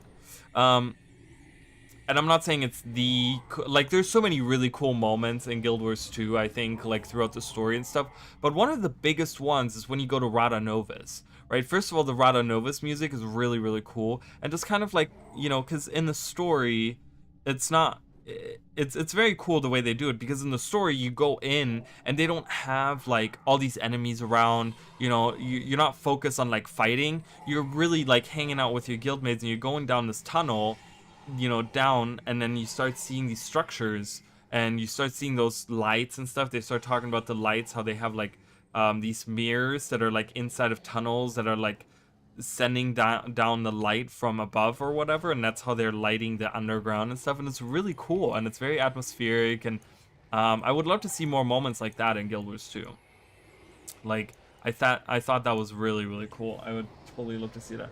I just hope, because the new system is an expansion every year, that when it comes around, the next expansion coming at the ending to Soda has a trailer for the next expansion or a teaser. It probably won't. Like while I do see the appeal of that, I don't think they're gonna do that. I don't think, because I think the idea is they want them to be very separate identities from each other, and I don't think they want to necessarily tie them together with like a trailer or something. And having, like, let's say you play through the very last bit of the story of Secrets of the Obscure, and right at the end you get like a random trailer for some completely different location with completely different things, and it's just kind of like, okay, why did you show me that? You know, I think they're gonna try to make them super separate, so I don't think we're gonna see that. Oh, my lockpick was broken. I got to use it one time, but I did get a golden pyrewood scepter. That's trash. Is there something back here? No. Okay. Staircase leading into nowhere. Jungle Viking Pirate Norn instead of winter snow heavy clothing industrial Norn that we were used to. Yeah, definitely. Like I that's what I would love to see. You know, just a variation of the stuff that we have already seen. Like the humans, for example, the humans are so fleshed out and so, like, the way that they're Arena has concentrated, because we were revisiting all the different like places from Guild Wars 1. We have all these different cultures of humans, right? Because we have the Divinity's Reach one, so in Guild Wars, in core Guild Wars 2, they actually introduced multiple different kinds of like humans, right? Because they have the Divinity's Reach, the ones that live in Divinity's Reach. Then they have the pirate ones that you can see around like Gandarian Fields and stuff like that, which those are different races. It's a mix of different races, so you could kind of see pirates are like mix of different races and stuff. But then they have the Ebonhawk ones, right? They're the Ascalonians, and they're like they have their own kind of culture as well. You know, they kind of follow their own code of conduct, and they're very bitter people, and they're very like just warfaring people. They're very different to like the ones that you see in Divinity's Reach, you know. And then of course you get the Elonians, and then you get the Canthans, and they're very different from each other. And I would love to see that with like the other races as well. Like I want to go to a different location rather than meeting humans or even a mix of group of people. I want to meet a specific like race of people, you know, one of the major races, and they're not like mixed with the others together. They're just like their own people, like a group of Norn or a group of Char, or you know, we met the Omakhan, so that was one. You know, I really love that we had the Omakhan and they were like their own people, and you know, their own culture and stuff like that. But like I said, I would love to see that for the Norn. I would love to see that for the Asura. I would love to see that for well, for the Sylvari, they could have done Malik. You know, Malik was kind of the way that they could have done that, but it's not to, I mean, there's still the possibility of us having other pale trees out there, guys. Like, there's still the possibility of, hey, there's other pale trees out there that maybe were somehow shielded as well from the influence of Mordramoth. You know what I mean? Like, that is still a possibility that we could have that, you know? So I don't know. Oh my goodness. We got Fleshreavers. Oh my god, 2 rays of judgment on my group. Not good. We're gonna die here. This is bad. I don't know what happened to my interrupts, but I didn't see any interrupts. There was no interruption. Oh, we just like died. We got completely obliterated. And we killed no one too. That was very bad.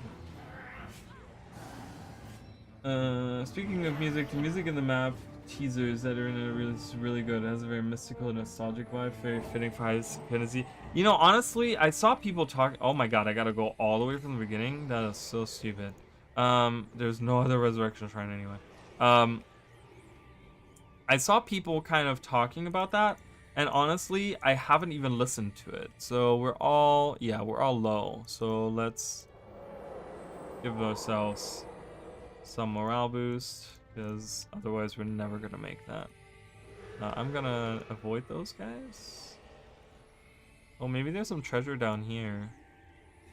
I did not go down this way. So I gotta listen to that trailer again, because a lot of people were talking about the music and they were like, the music is really good. And I don't know, for whatever reason, I must have listened to it on like my volume must have been really low, because music in video games, as you guys know, like I'm not a musician. I have like not a musical bone in my body. I don't know how to play instruments. I you know, I used to be able to semi-read music, I guess, because you do, like, I did learn a little bit of that, but yeah, music is like not, but I think music is one of the most important things in video games. Like, to me, it goes above things like, you know, specific, like, like, it's definitely like top 3 for me is like music in video games. So I'm surprised that like I didn't, because there's like lots of times where like I like a game even if it's shitty just because the music is good. You know what I mean?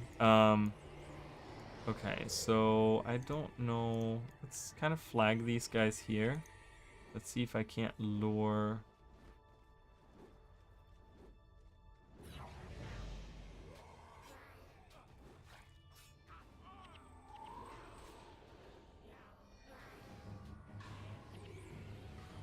You guys should not be standing that close together to each other.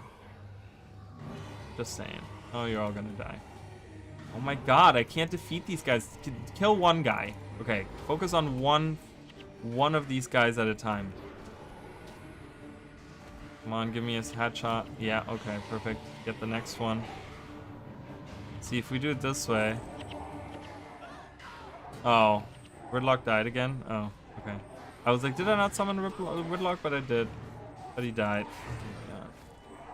Alright, that was harrowing. Holy crap, we made that though. Jesus. I don't think there was anything hidden back here. Alright, I'm gonna kind of wait until we recover some of our stuff. Yeah, the only part of our disappointment is that never disappoints is the music team. The music team, and I want to say the map artists. I think for the majority of the maps, they've been beautiful. I think the map design people do a great job. Like I talk about how like sometimes certain maps, I don't like certain maps like Bitterfrost Frontier because they're like theme park maps, and I'm not a fan of theme park maps, but they're still beautiful maps. You know what I mean? But I just don't like theme park maps because they feel so systematic in the way that they are designed. Not to mention the ancient Orions that are still a bit of a mystery. Yeah, ancient ore, like there's a lot of mysteries surrounding that, you know, with like, you know, the people that lived among the gods. Like there's a lot that they can explore with that. Okay, this is very, doesn't this look like it's a trap? Like this looks like it's a trap kind of thing. They have a healer. I was like, they don't have a healer in that group. They do have a healer in that group. Oh god. Meteor shower.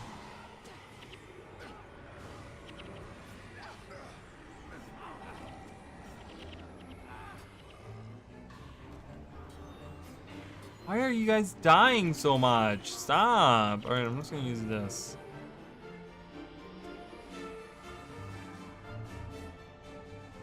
That did nothing. I still have a -6.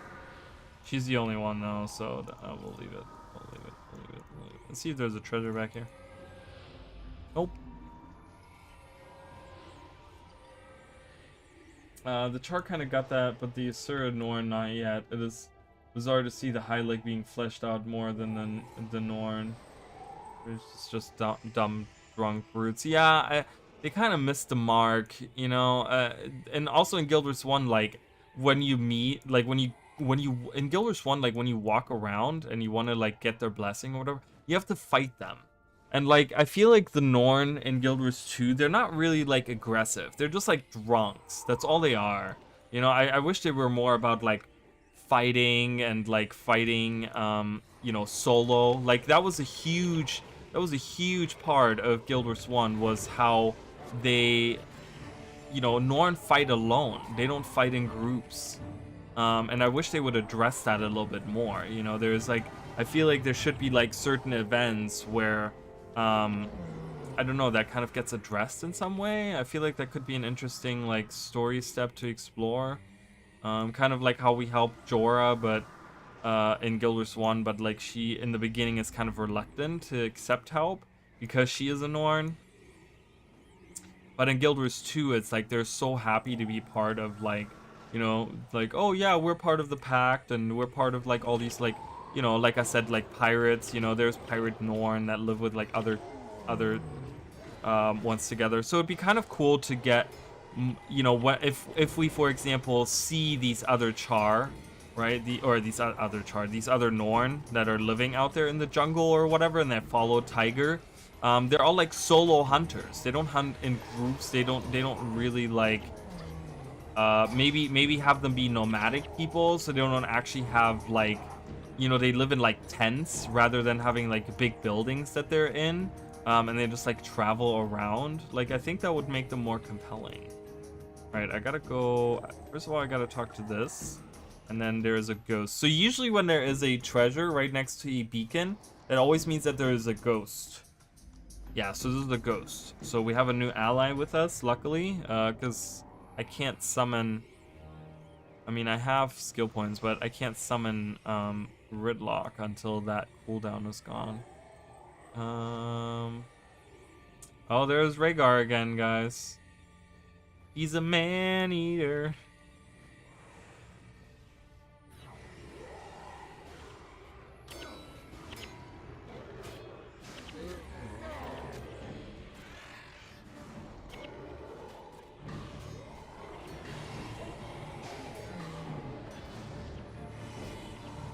Oh god.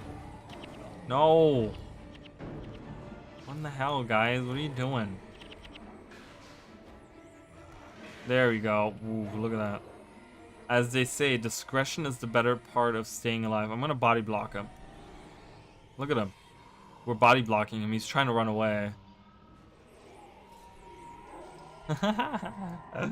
We're body blocking him. He can't run away. Yeah, what are you gonna do now? What are you gonna do now? You can't go anywhere. No, we're not letting you go. He's trying to run away, but I'm not trying. Look at him. He looks so cool. I like the upright, like, char. Looks freaking awesome, dude. What a badass. All right, go. I'll let you go. Bye.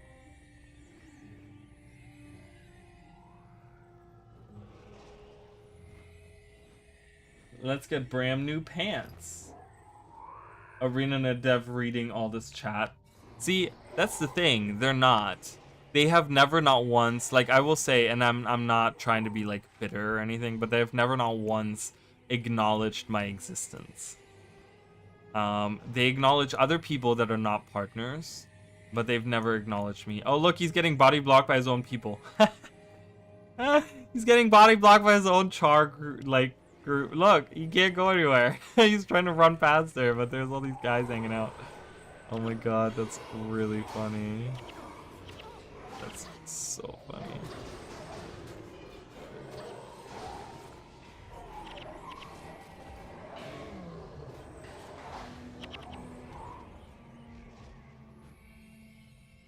Yeah, they recently, like, they started, like, retweeting. I noticed they started retweeting, like, all these, like, random people that are not partners and stuff.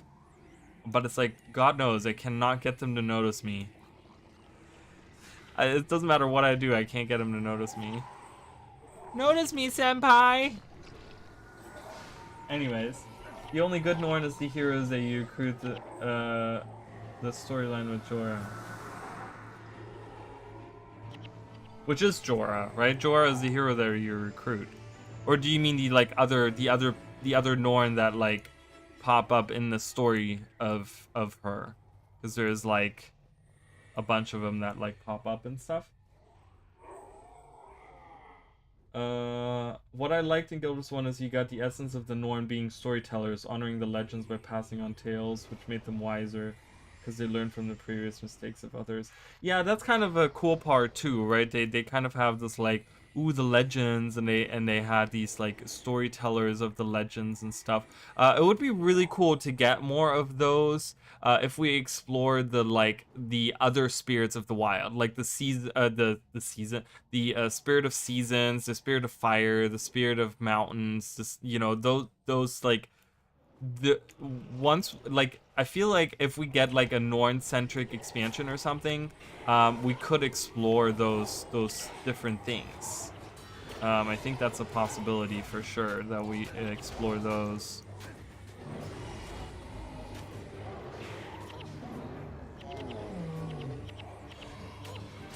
God, they keep reviving each other. It's so annoying. That's why I keep dying, because they just like keep reviving each other.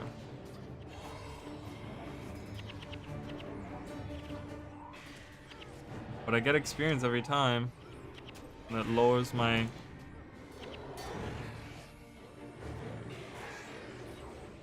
My god, stop with the reviving. What are they using to revive each other? I'm not even paying attention. Beguiling haze? No. I have so many. Look at this. I can't carry any more garbage. I have so much garbage. Alright, do we have secrets here? Nope. Elder Nephilim. Oh, that's gonna be so bad, isn't it? Can I get past it without fighting them? Oh, there is a treasure there, though. Gotta get that treasure, guys. Oh my god. Let's see. Okay, whatever.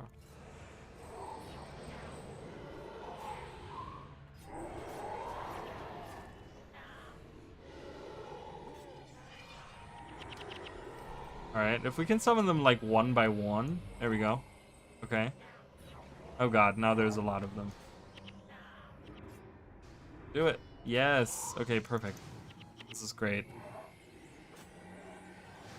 Let's unlock this treasure here. Ooh, I get a lockpick. Oh, look at that. And we have a locked chest right here. Oh my god, time to lose that lockpick right away. I did. It broke. Ooh, a Dragon Spire staff. It's one of my favorite staff skins, guys. Oh man, it's a terrible staff. It is really bad. It's really, really bad. But this is one of my favorite. This is one of my favorite skins, guys. Look at that staff. It's like this purple staff, purple pink staff. I don't know if you guys can see that. It's like a purple pink staff with like a dragon at the end.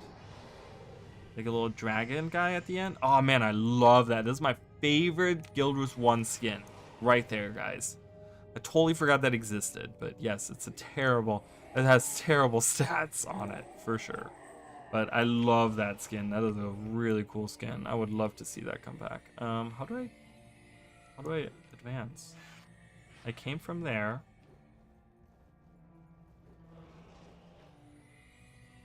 Am I supposed... Oh, was I not supposed to come back here? Oh, I guess not. I guess I was supposed to go around this way. Oopsie. My bad. We got a whole sequence of story in a restaurant. Yeah, I hated that. I hated the dating thing. The dating thing was so terrible.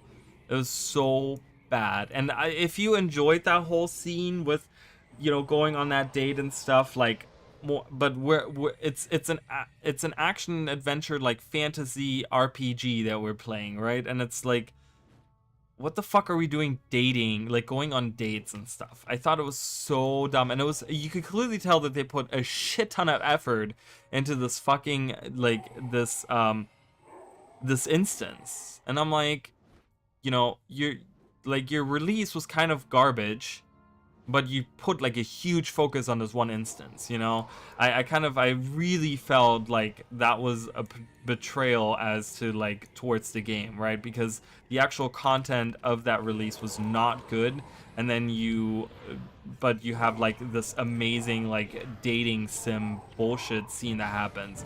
It really pissed me off, guys. That was really bad. It was really, really bad. I was not a fan of that dating scene at all. Stop reviving each other!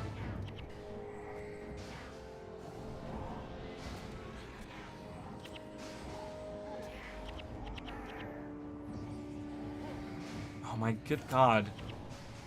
Look at this little fucker right here. Ah! He died. He's like... and he's a little waving his arms around.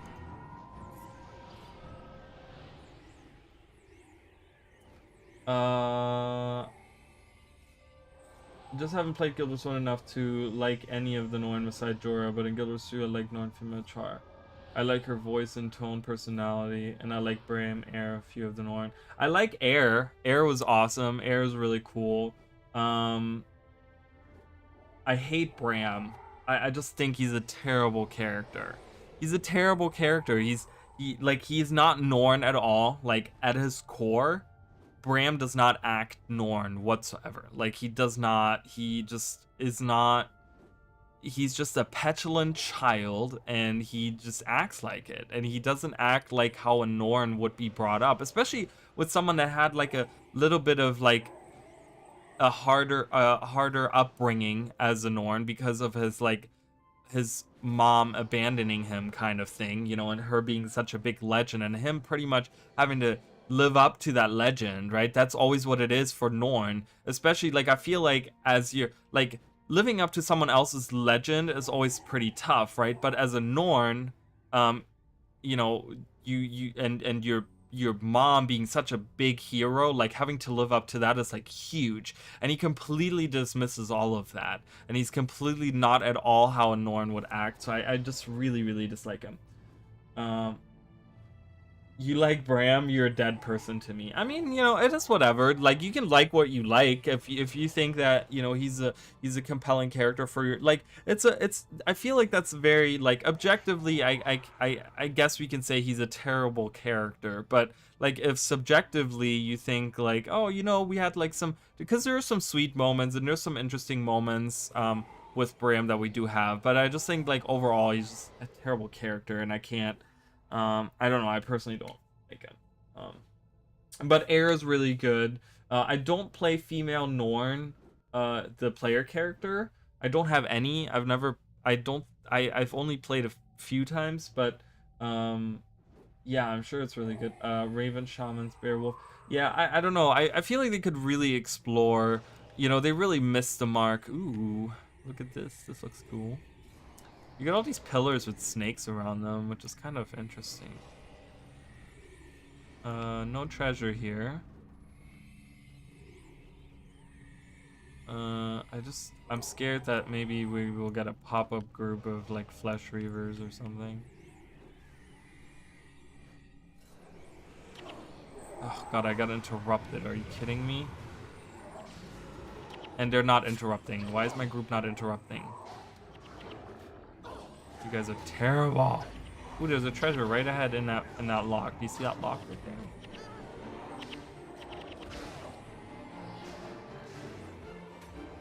Holy crap! Stop dying, everyone! It's because you're not interrupting them enough. Ooh, look at this. I have no idea what animation that is, but that's really cool. I don't know what the fuck that was. Okay, anyways. Yeah, I'm not doing any more morale boost bullshit right now.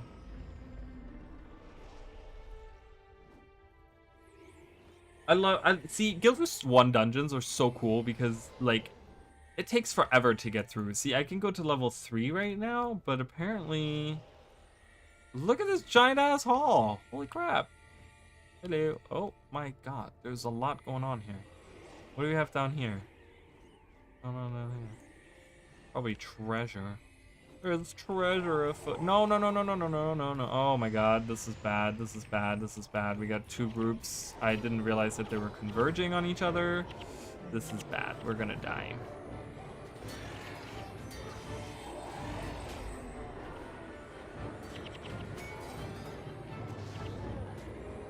Gwen got killed once again. She's the target of all their attacks. She hates them so much, so that's why they go for her.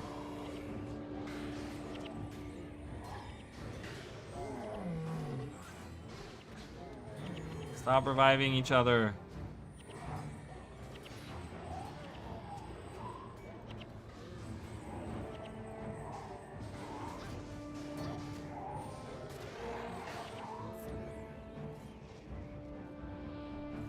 Guess I can drop that for this hammer.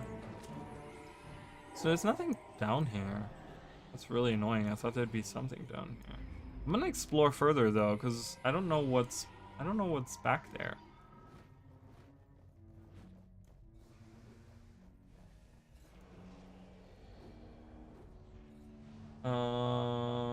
I really hate Bram because he's just not a Norn following wolf. Right, that's exactly what I'm saying. He doesn't act like a Norn, and that's what drives me crazy. You know, he's just he gets himself into trouble all the time, and then he has to apologize for it, and he does that like God knows how many times throughout the story, and it's really obnoxious. There's 2 treasures up there where that Nephilim is. Okay, let's go in, guys.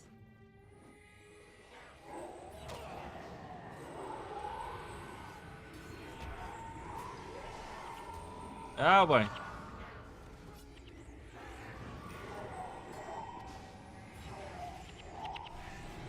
I got 2 assassins out now. Oh, one disappeared already. Ooh, we got a Fleshreaver morsel. I do want to have that. Get out of here, Storm Artifact. Who cares about you? Yay, we got more treasures, guys. Ta-da! Money. More money. Money is always good. Ooh, look at this. They kind of block this off as well. Whoa, look at that. Stones have a dwarf right there. I love this. What's going on there? Is that just like a... I think that's just a torch or something. Yeah, so they kind of... What they did in Guild Wars 1, they reused a lot of the dungeon assets and stuff. So they like place these random walls everywhere to kind of... you know, kind of piece the areas together the way they wanted them. So there's a dungeon where you can actually go and see that stuff there, but yeah. The beauty of having different playable races is to experiment with their customs and cultures, but I feel we got to a point in Guild Wars 2 where all the playable races just became modern day humans. Well, I think specifically, like I think the Usura kind of have kept their identity, and I think, during Icewood Saga, I think they did a pretty good job with the Usura, because they aligned themselves with like Jormag, right? But they did that because they were just like, oh well, they because there are these like geniuses, right? And they were just like, well, this is like the most logical thing, right? We have a force that can defeat Primordus, who has been threatening our homes, so we're gonna utilize that, right? So they kind of were like, oh, we're gonna use, we don't care if that's like a morally gray area to use another Elder Dragon. So I kind of felt like they did a good job with the Usura there. But the Norn, I think specifically, have just kind of fallen off to the wayside. They really have, because I also feel like there's a huge disconnect between like the spirits of the wild and the Norn right now, because whenever we see the spirits of the wild in Icewood Saga and stuff, when we dealt with that, it really felt like they had no connection to the Norn. Like what made them like the Norn so much? Like I feel like there should be really like something about there should really be like a connection between the two things, and I felt like there was none, and I just kind of felt like it was a little iffy, because the Norn have become this like one-sided, like they're just these drunken guys that once in a while mention the spirits, right? But they don't really do, like, it also leans into like the transformations and stuff. The transformations kind of sucking in Guild Wars 2, like as elite skills and stuff. That kind of takes away from what they were. Because in Guild Wars 1, becoming the bear had to do with like your connection with the spirits of the wild, right? And Jorah lost that connection because of Svanir, right? Her brother, and like because of the like evil of Rragar. They got the, and it had to do with like, oh, disconnecting from the spirit or whatever, and she couldn't become the bear anymore. And I felt like the whole transformation thing really helped deepen the whole idea of like, oh, they're followers of these spirits of the wild, and because of that, the spirits of the wild give them the ability to transform, right? But that's really tossed aside in Guild Wars 2 like completely, and it really sucks. He's not that bad, but he really highlights a problem with Guild Wars 2 writing. He acts like a modern day human. If you compare the dialogue of Final Fantasy XIV, for instance, you see an authenticity to the setting. Yeah, that's true. Yeah, and that's why I feel like Icewood Saga on so many levels was just devastating to the lore and the world and everything. Like it's just on so many levels, Icewood Saga failed really, really hard. But I really think they can redeem a lot of it if they have like a Norn specific expansion. If they do like a Norn specific expansion and they don't mix it with Char and they don't mix it with Coden and they don't mix it with any of that, like they could have those appear, but really centered around like, now we're dealing with the Norn, and now we're dealing with the Char, and now we're dealing with the Usura. That they can really go back into the idea of like, we're gonna flesh out these cultures and these people once again, and kind of go back to the origin of what they were, while in Guild Wars 2, the dialogue and behavior of the characters does not reflect the setting at all. It creates a dissonance to have a world where you have brute justice from the player character, and then you also have modern day counseling and morals. It clashes in a very bizarre manner. That's very interesting. Yeah, to think about that, right? Yeah, it's kind of strange. It's kind of weird for sure.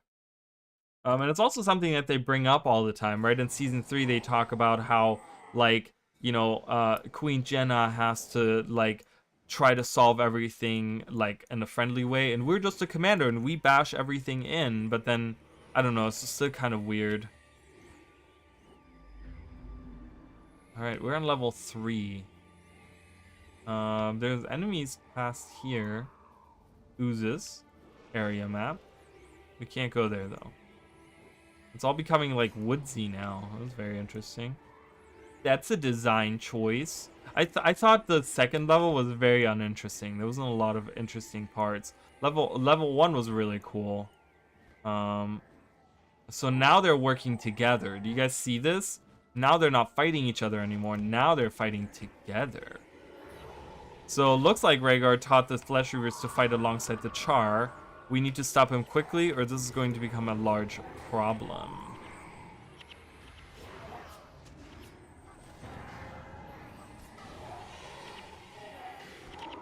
Yeah, so now we're getting like Char and Fleshreaver groups. Ooh, look at this. We got a secret passage here, guys. Is this the switch for it?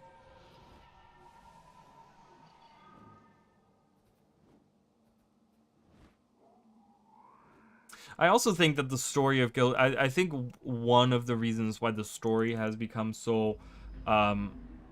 just all over the place. Oh, look at that. It just didn't even have an animation. It's just like, bloop, open. What's back there? That's okay. We're gonna go... Ooh, okay. I have a feeling there might be enemies around. Maybe not. This is a secret area. Sometimes... Ooh, we get a Dwarven Ghost. That's always good. Oh, I can summon Rragar too. So let's summon him. Let's increase the size of our party. The more, the merrier. I love dungeons in Guild Wars 1. Like, you know, we've been doing this for 2 hours, and obviously I'm not speedrunning this or anything, but, like, oh my god, there's a lot going on here. I got a dungeon map. I guess I can pick it up and use it. Let's use it, so then we can see where everything is. So Rragar is here. So we have to venture down here, use the powder keg, which is now, instead of a purple wall, it's now a yellow wall. Get the boss key, go up here, and then defeat Rragar. Interesting. Let's find more little secrets, though. Secrets. Like, that's kind of what I want. I want these, like, spelunking dungeons in Guild Wars 2. Like, some, you know, while I do love fractals, I really think, and I think Ascalonian Catacombs did a pretty good job of it. Like, originally, because originally power creep wasn't a thing, so it took you a long time to kind of get through all the different, like, different ways that you can go through dungeon. But, like, something like how these dungeons are in Guild Wars 1, there's something really compelling about that, you know? And they have areas that are kind of like that. Like, you have the little dwarven ruins in the desert highlands that you can... Ooh, we get a lump of charcoal. Let's collect that. Look at all these... Look at the secret area. Look at all these treasures we get.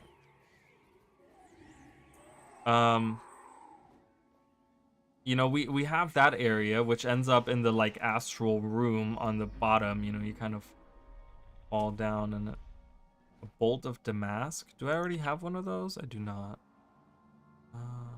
Let's throw that out. I have no space in this inventory, okay? Is there another one up here, or... Nope. Probably, like, another passage into, like, something else. Can I... No. Okay. Can't see through it. The reuse of assets and paths in Guild Wars 1 wasn't that bad, because the game was heavily based on the skills that mobs use. And they also found a creative way to mix and match, like, the dungeons and stuff. Like, you know, because the dungeons are all, like, reused assets. But they did, like, a really cool job of, like, making it feel really random, because they, like, connected them in all these cool ways, right? Like, they had a room that has, like, 4 different ways, and they would be like, oh, we'll connect it to this other room, and then we block off, like, 2 different ways, and you only get, like, 2 different ways that you can walk it, right? Or, like, we'll twist it around, and we'll do different things. So it's like, all of the dungeons are, like, reused assets from one another. Like, there's only, like, I want to say, like, 3 or 4 set pieces, but they all feel, like, very unique in the way that they're, like, designed. So I think that's a really cool way of them reusing assets and stuff. But you're right. There was a focus of, like, just the groups and stuff around this. Well, look at that. Yeah, this is, like, you know, you can find this exact room, you know, all the way over here in Sparkfly Fen in the Bogroot Growth. Like, you can actually find this exact room with the roots and stuff. Where is it? Right there. At 225 gold. How much gold do I have on me now? Oh, wow. Look at that. We've done some good. All right, guys. Here we go. Let's not die. I want to go for the mender.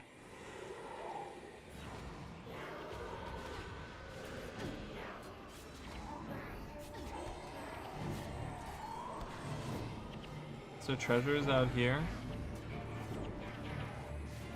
No. There is not. We did a good job though. I mean, they're reviving each other, which is really fucking annoying.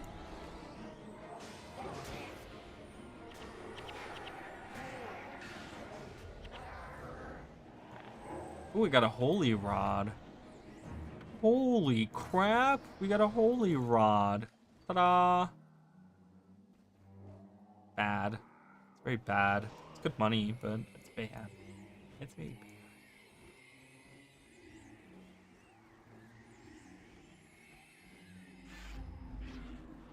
Just a char group? I don't trust it. Where are the Fleshreavers? I don't trust it. I'm very suspicious. Very sus over there, okay?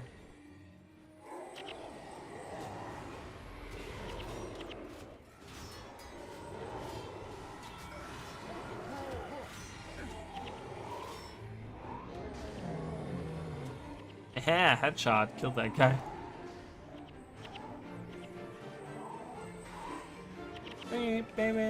The healer lift. Okay. Superb char carving. I do collect those. I remember this room in Flock's and Excavation Dungeon. There was an annoying dwarven boss that kept reviving the whole group. I just recently did that dungeon and I don't remember it. But you're probably right, because I do remember there was a couple of annoying. Wait, what? We're at 23? Okay, at 25 we'll be able to talk to that. But yeah, you're probably right. I remember there being some pretty annoying bosses. Like there's one of them in the Flocks and Excavations, which he's like a minion. He's like a minion master. And holy fucking crap, is that guy annoying. Because he summons all these like minions and shit. It's really annoying. Do I have anything here? No. See, this is so weird to me. Why have a cracked wall if you're putting the kegs right next to it? There's... Okay, they just blew it up themselves. There's not even a point to have these powder kegs.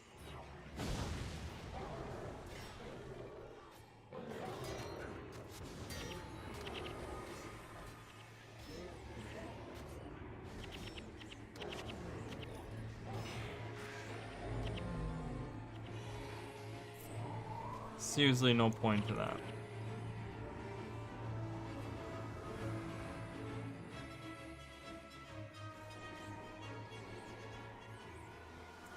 Alright, let's get the key, guys. There's a revived beacon next to him. Yeah, exactly, and that's what happened to me. I had to redo that dungeon. I had to had to go back out and go back in it because I ended up being in this loop where I was at negative 60% morale boost. Mind you, was like, was it hard mode? I think it was hard mode. So we were like slowly gaining more and more morale boost. But yeah, you're right. There's a beacon right next to him, and you just keep reviving, and he keeps using your corpses to make more and more minions. So every time you revive, you would immediately die because he had like 30 like minions just attacking you. It was insane. I was just like, what the fuck? I'm like, this is really terrible. Ooh, we got 3 treasures in this room. Probably more in the back of that room.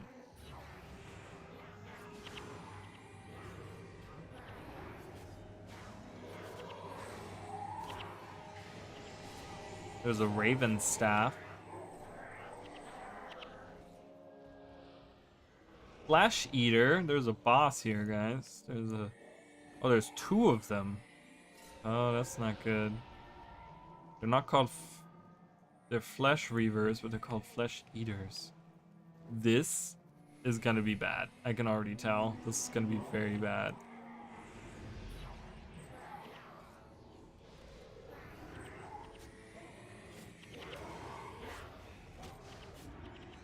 Luckily, these are tight spaces, so AoEs will hit them uh, much more easily. Yeah, like I said, this is gonna be bad. I had a feeling.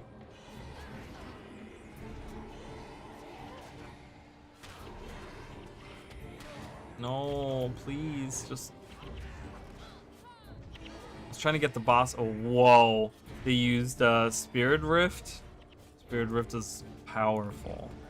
We just died. Oh boy. Eh. I'm gonna use a couple of these here. Oh. Okay. Did we get rid of all that? Yeah. I guess I can use a couple of these.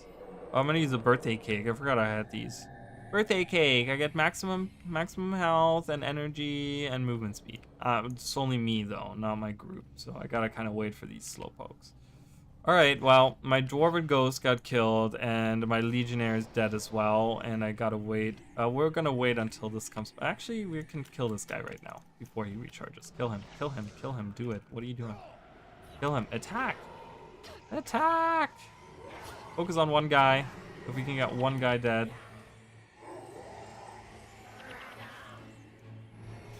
Get him. Interrupt him. Ugh. Yeah, we definitely got this now. Jesus. Alright, coolio.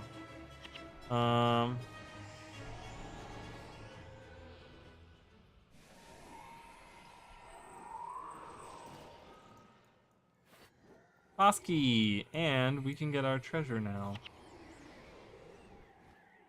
It's a physical item? Get the fuck out of here.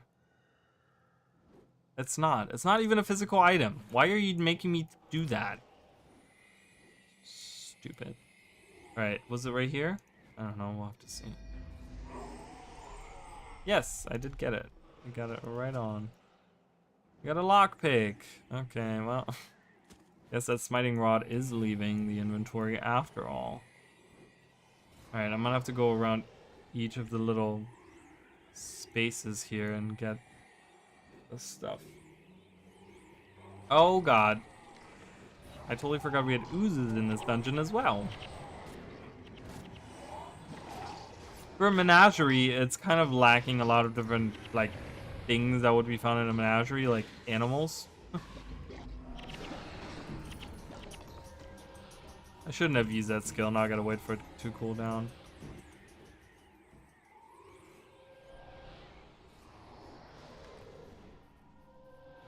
No, I have to wait.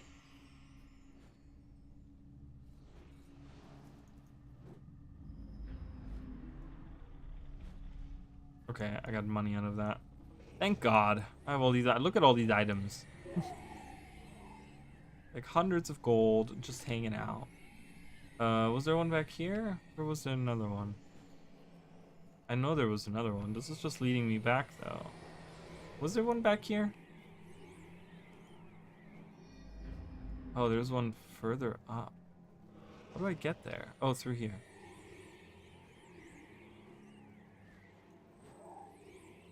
There we go.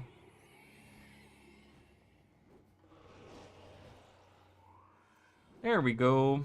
Alright, let's do that, and then we can... we're venturing now, guys. We're getting to the end of this dungeon, finally. Not... God, a dungeon map? Fuck it. I have so many of those, I don't even care. I have like 30-something of those in my in my bank.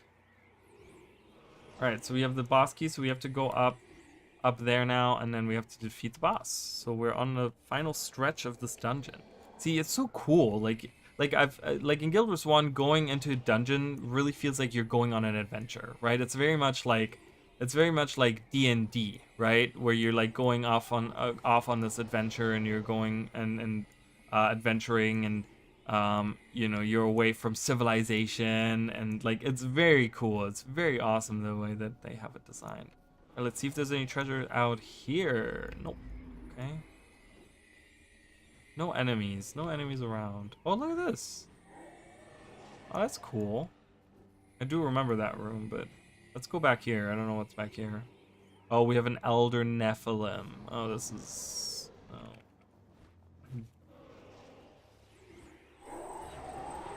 I don't know. Maybe that would have been kind of interesting, right?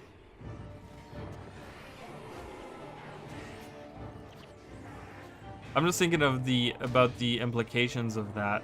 But the thing is that, you know, they were trying to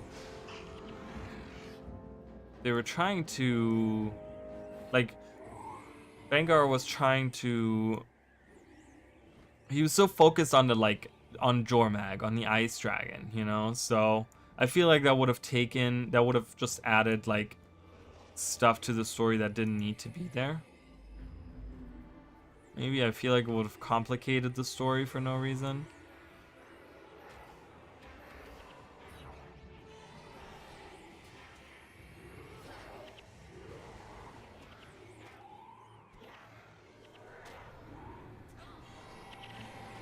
Nice. Kill that guy. Kill. Dudes. My dudes. Did you just see all that damage from that one person? Oh my god, they're all dying.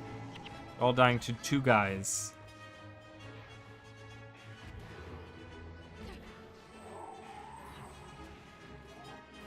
And it was not the Paragon that killed them. It was that guy right there that killed them. Oh, my pet just died. You guys, what are y'all doing? I feel like I don't have enough interrupts on this team, but, you know, I don't know. No treasures? No treasures. Okay, we'll move on. No treasures around.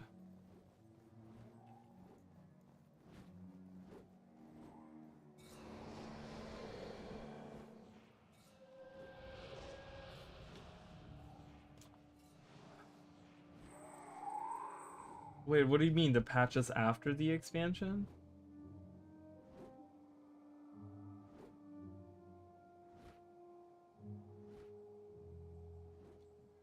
So in what sense? Like Rragar becomes the bad guy again? Oh, they're coming towards me. Is that what you're saying? Like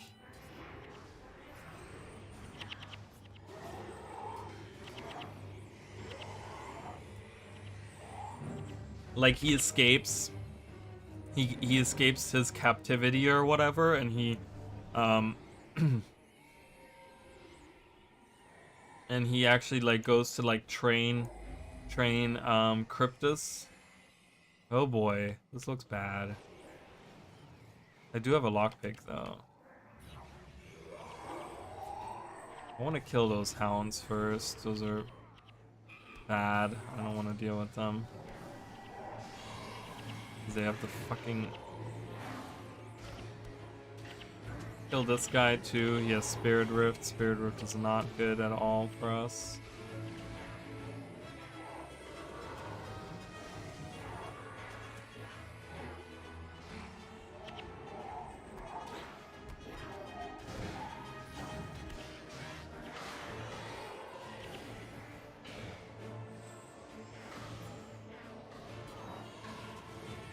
So long recharge because my pet died.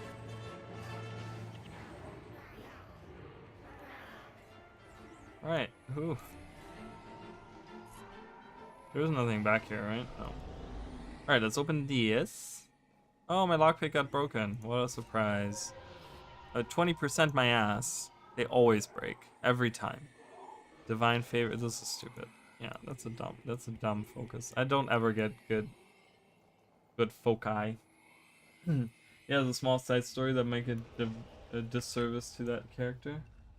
That may make a disservice. Maybe, perhaps. I don't know. What do we think should happen to Rragar? Like, should they have like a public execution? I feel like that would be really cool. While that would be like probably on the very brutal side and very just like, but that would be very char. You know, make an example of him. Like, or I don't know. You know, it's the new legions. Maybe they want to go a different route. Maybe they want to be like, oh, well, we're not like that anymore. I don't know. I would just really like to see a public execution of Rragar, I guess, personally. But I do see why that would be an issue. Alright, so here's the boss, guys. So allow me to introduce you to my most prized specimen. You should feel honored to have your bones picked clean by such a magnificent creature. Hide splitters, show them no mercy. So we get this boss. And I have to kill Rragar first because he will revive Height Splitter. But they're both like pretty tough as far as I know. Alright, is there any treasures back here? Nope. Alright, well, not much use standing around. I guess I'm gonna eat another cupcake. Maybe use a couple of these, get everyone like morale boost if they haven't had any in a while. I don't know.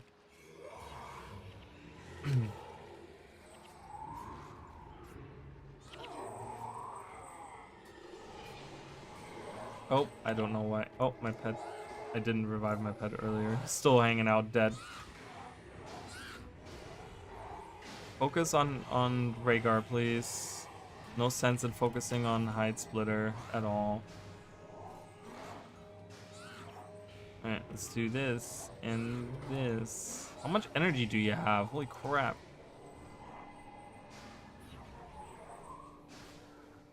Nice, we got a headshot on him. Alright, perfect. Look at this guy.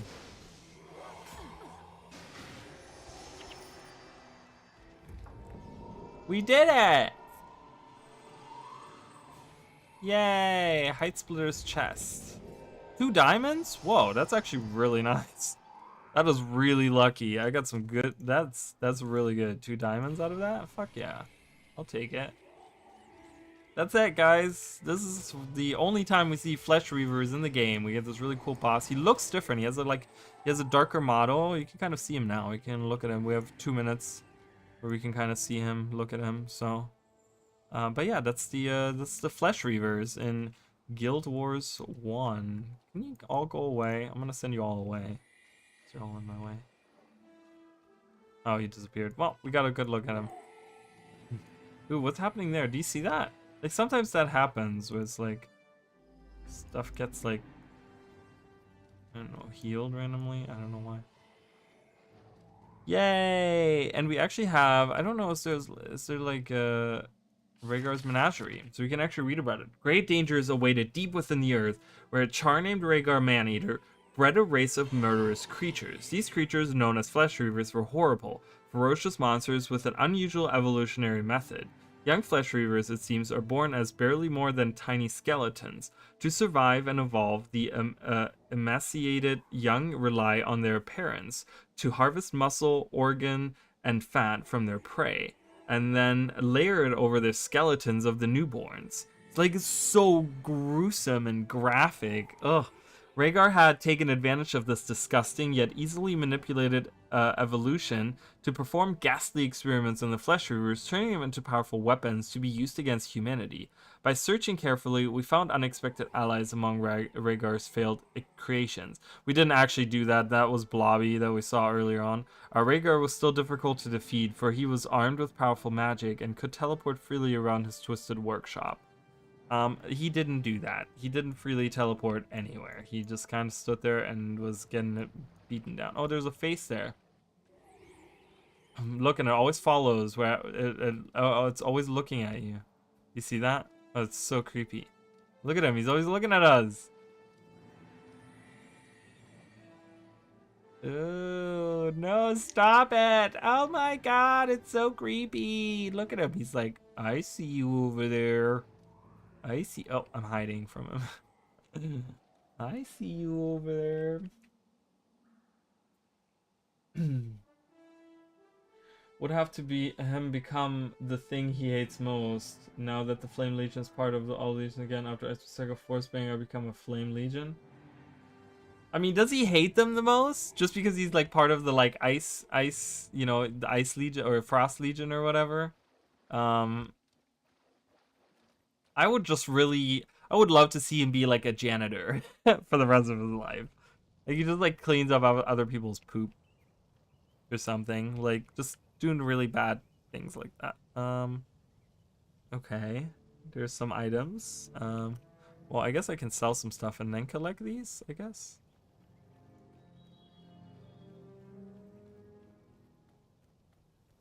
You may be useful. Killing Rragar gave you great pleasure, I'm sure. With those unnatural creations rotting on the dungeon floor, your people will rest easy for now.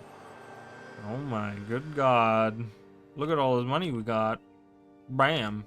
Right, and we still, what services do you offer? So, let's identify everything. I want to identify all the things. Even these, because that will give me more gold for them if I identify them. Not that they're good or anything.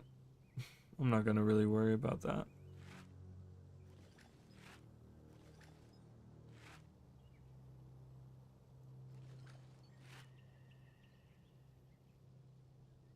Alright, let's sell all of this stuff.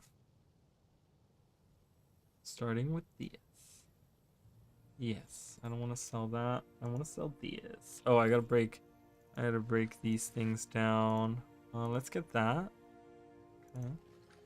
I don't know what I... Oh, okay. That did sell pretty well. Radiant insignia. Nice. I think that probably sells pretty good. Right now the prices are like kind of all over the place. Oh, that I can get rid of.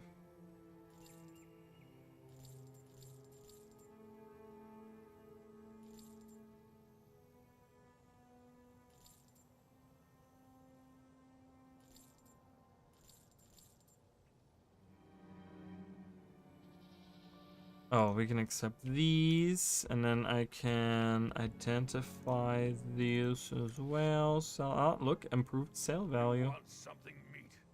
I don't know why I really care about this money, but I do care about like money like that. I don't know, money in game. I know it's not a lot. I know there's like people that run around and they're just like, look, there's people playing, guys. There's people playing right now. They're hanging out doing stuff in Guild Wars 1. Like, if you feel like it's a dead game, you're wrong. There's people playing right now. I don't know what any of these weapons are. They're probably all bad. Look at all this stuff. Oh my god, I have so many of these. Holy shit. I'm gonna see if I can sell all of these. I don't really know if I need them for anything. I just want to create some room in here. What is this? What is that? Materials, though, I do want to keep.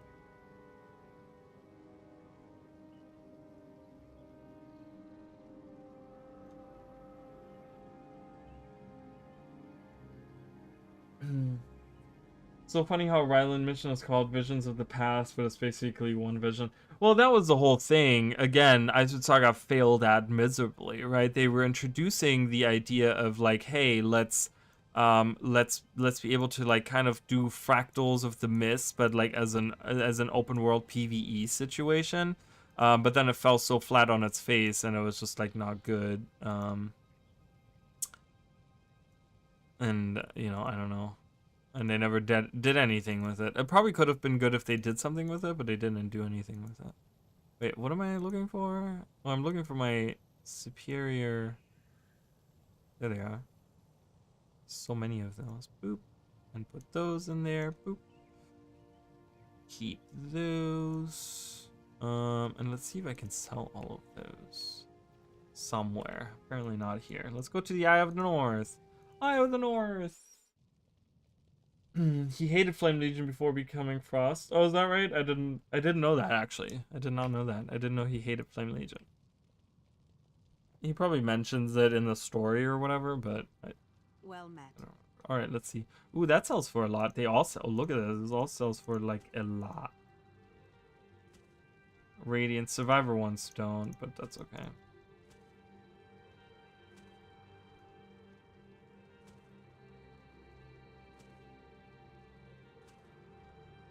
Look at that. We've made 13 platinum off of that. That's pretty good.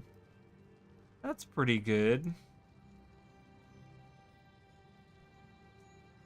Most char do to be fair, but the new Flame Legion leader we meet is more like the Omicron, pretty nice and chill dude.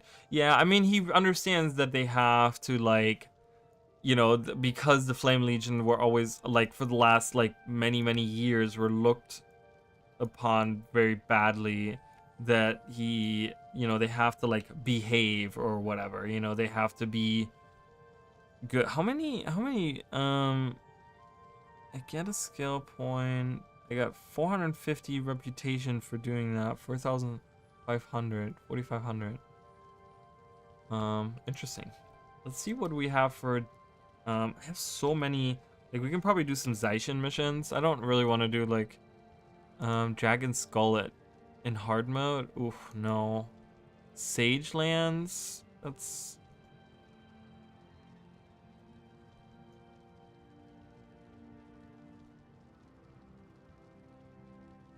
Let's do Sage Lands. Why not? It's over here somewhere. There you go. Hard mode. Huh. I don't know. No, one of these guys has to go. I think I'm gonna get rid of the probably the oh actually, you know what? Sorry guys, I'm just trying to figure out what I'm doing. Is this the panic one? It is. Let's get rid of Norgu. And let's put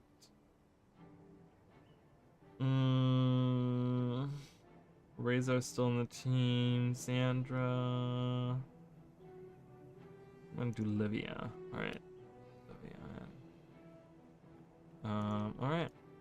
Let's do some vanquishing. Let's just vanquish the Sage Lands. We were just here the other day.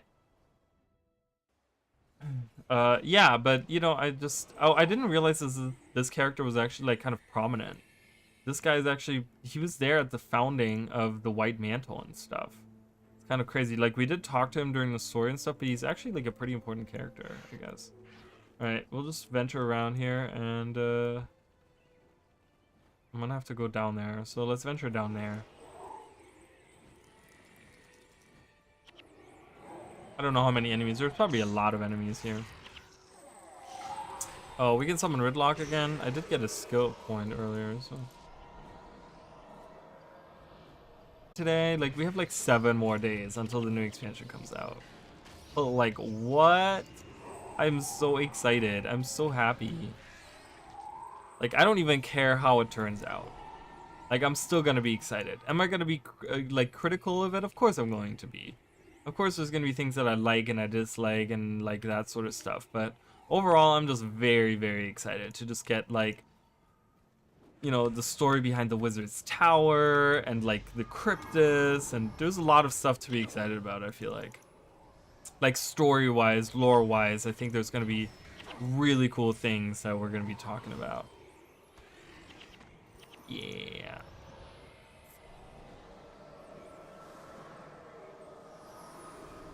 The mission itself was great, but I think it wasn't received too well by people. I don't know. I liked all the mechanics in there. I liked the idea of bringing back the like a corrupted like dwarves and stuff. You know, like that was really cool. The sniper idea was really cool. I did like that. That was very cool. It was very Char, the way that worked, you know. That whole mission was very Char, you know. I think that whole warband and stuff, they were very Char, and they were very, like, it was kind of cool seeing them and stuff. But the problem was, like, they introduced us to all these people that we then kill off, like, an episode later, and it just felt like, it was like, what's the investment here? What's the point of this, you know? What is this? Arcane Conundrum? Twice as long to cast. I was gonna say, I'm like, this feels like I'm taking a long time to cast stuff. Alright, is this it down here? I don't see any more enemies. That's okay, we'll venture around. I'm sure we'll find more enemies. I'm clearly missed all of these up there, but goes there, and then there's the whole part back there and up here. That's okay.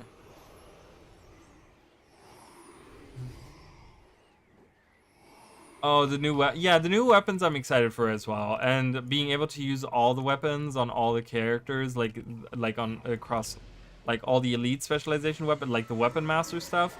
I'm really excited for that as well. But you know, being a lore guy, I'm just really excited to be able to go to like a new map and interact with new characters and kind of get like new things, you know, because as someone that's played like 10,000 hours in game, I'm like kind of running out of kind of things to do and stuff, so it'll be nice. Okay, cool. So we did go down here. This was good to do because look at this weird lamp plant. What the hell's going on there?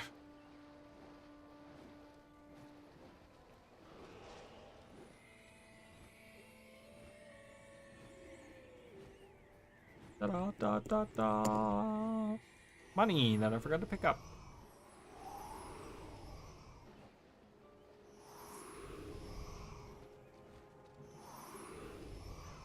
Very, very excited. 7 days. You guys think we're gonna get something? We're gonna get a blog post tomorrow, aren't we?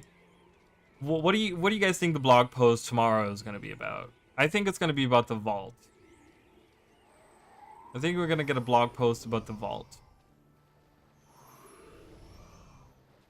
Or what do you guys think? What do you guys think they're gonna talk about tomorrow? The mission was great, but it was way too long for replayability. That too, yeah, that too. I think they were trying to like dip into, like I said, the dungeons and stuff from like Guild Wars 1, where they're like, oh, we're going to the Eye of the North, you know, which the expansion was the one that introduced dungeons that where you like kind of venture. But yeah, it felt very sluggish because you couldn't go at your own pace. You had to go at the pace that the car was driving around at, and then the tank. And then the tank would stop too, right? The tank would stop every so often, and you'd have to do missions about it. Like if the tank didn't stop and just moved all the way through, I think it wouldn't be that bad. Oh, there was an enemy that just popped out of the ground.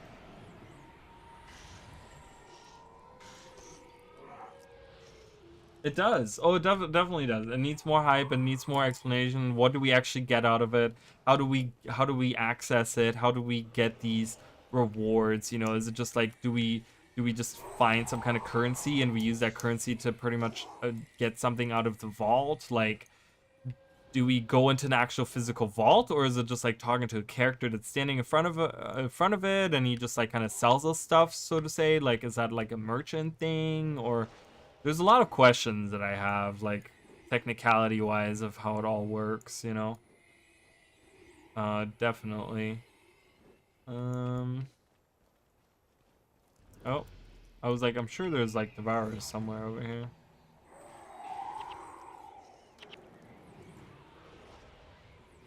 Ooh, are we gonna get spiders? There's gonna be spiders here, I have a feeling. Oh, no, oh, no, spiders. Look at that. As I summon them from the like fucking deepest parts of the forest, there is spiders. I was just like, this looks like somewhere where they would put spiders.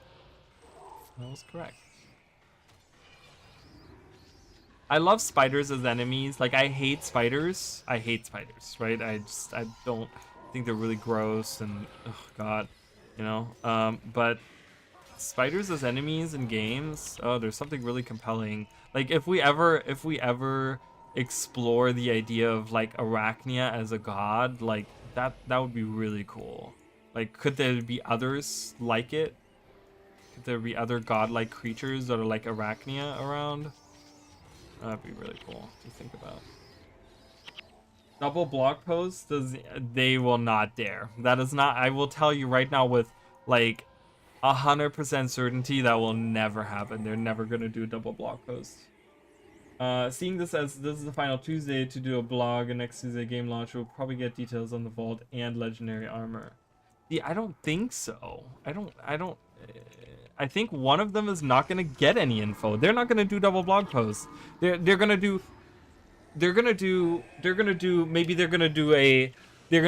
one blog post talking about both things.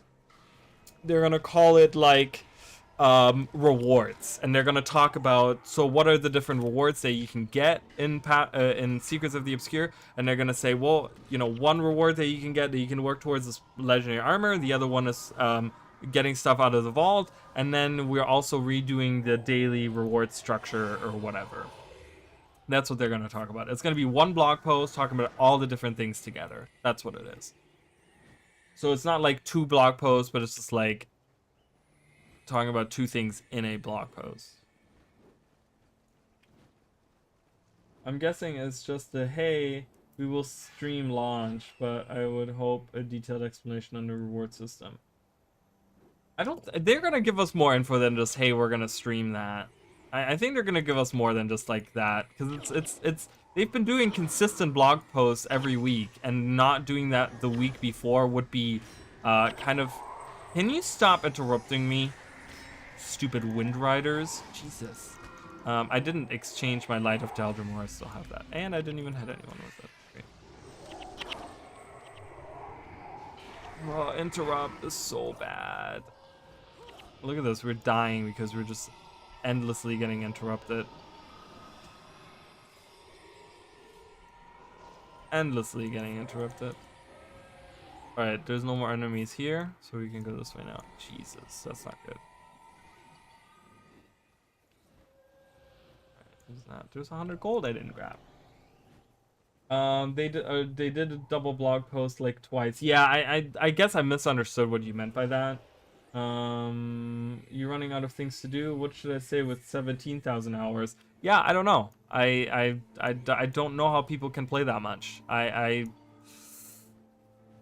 mean, I get it. Like, there's like, I don't do fractals and I don't do raiding really, and I barely ever do strikes, and so there's other things that I don't do that I could invest time into that would add out my playtime. But yeah, I do just, I always wonder. I'm like, what do people do when they play like 20,000 hours of a game?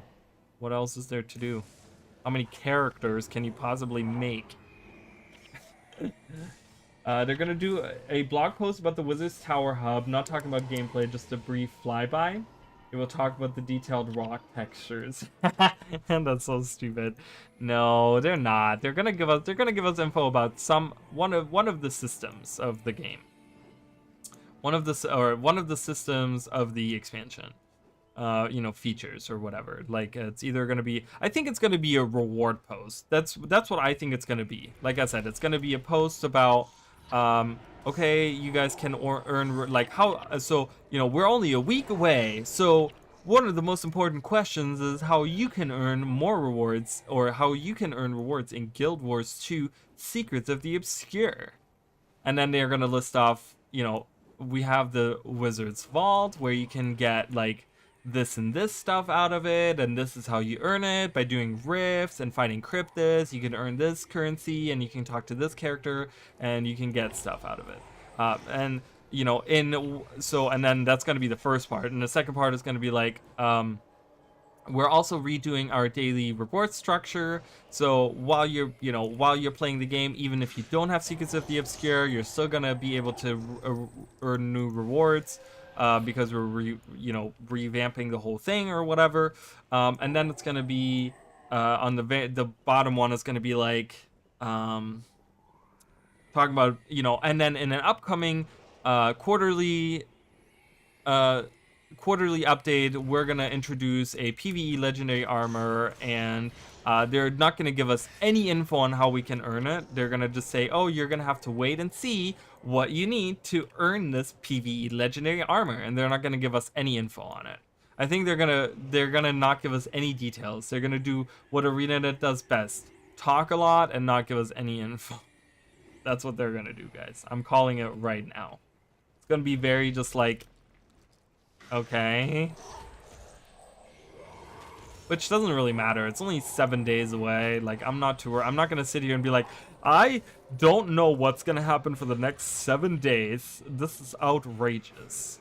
I'm not, whatever. It's 7 fucking days. I can live without that. I'll just find out myself, okay? Like, at this point, I'm just like, I don't even care anymore. If you don't do any blog posts anymore, we're like a week away, okay? I don't even care anymore.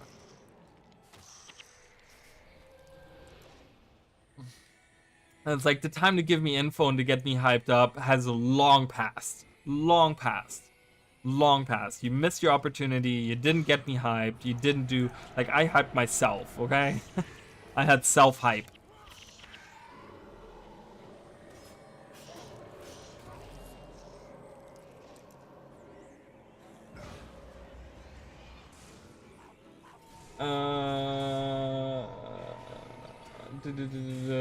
But it's kind of late for Hype Train. I'm hyped, but just because it's 1 week away. Right, exactly. That's exactly what I'm saying as well. It's like the Hype Train is only because it's this close, and it's because like we've hyped ourselves up. and not because of ArenaNet. ArenaNet really failed on the like hyping things up. They're definitely gonna do videos going into detail about the new weapons 6 months from now. I think they already confirmed that when the beta for them comes out. Yeah, but that's gonna happen after release. I think that's gonna happen after release of the expansion, which is unfortunate because I really wish we would have gotten something before the release. But you know, it is what it is. We saw Vault in the trailer. There was weapons, legendaries, and such. Right, and there was a lot of like Astral Legend on Twitter actually pointed out. He pointed out that there was a lot of the specific Krokatoric weapons that we had. I forgot what they're called, but the dragon's blood weapons or whatever they're called. Whatever they're called. Oh, something dropped. I heard it. There was a lot of those in the vault. I think that was it Astral that pointed that out? It was someone on Twitter that pointed it out. I don't know who did it, but someone did. Maybe a little lore would be nice. Notice on today's new flyby video, I noticed that golems look like Abaddon's secret guardians. Yeah, they're probably just, maybe they're just reused. I feel like they're a reused skin. They didn't want to use like regular golems, but they were like, oh, we gotta kind of have golems because we have these magical, you know, creatures. We also saw Jinn. Like, Jinn are confirmed to be in the expansion, which is crazy because I didn't think they were gonna do Jinn, but Jinn are actually in the expansion. Which is, you know, I'm okay with. I mean, Jinn are magical creatures themselves, so why not have them, I guess. I'm gonna put a birthday cake on.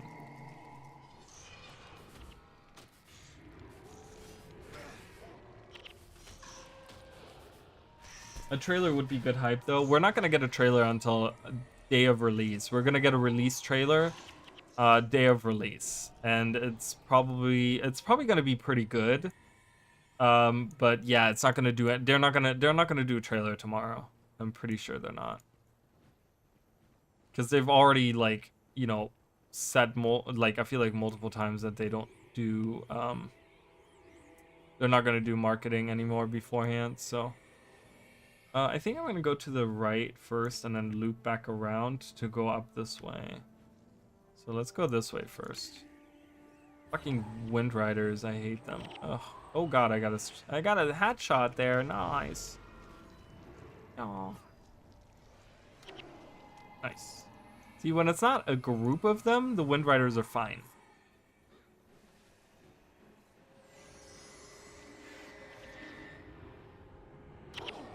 Ugh. Such a brutal sound effect too when you get interrupted.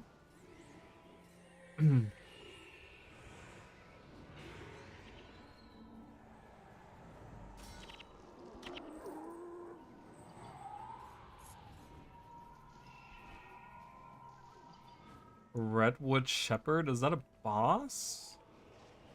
Oh, it doesn't. No, it's not. There's a statue of Lissa up here.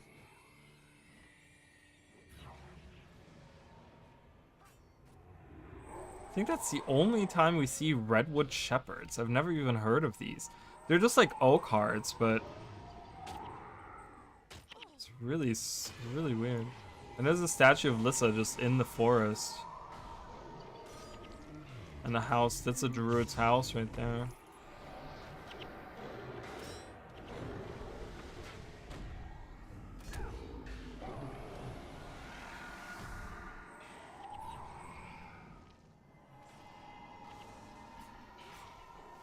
They mentioned the mount skins they teased before that will be earnable in game. Yeah, I don't know. You know, they definitely need to explain what's gonna be in the vault. Are we gonna get mount skins? Are we gonna get glider skins? Are we gonna get skiff skins? Are we gonna get fishing rod skins? Are we gonna get all of those things in the vault? Is that gonna be separate from the gem store? Or is it just like gem store skins that we get out of it? Like, there's a lot of questions that I have, clearly.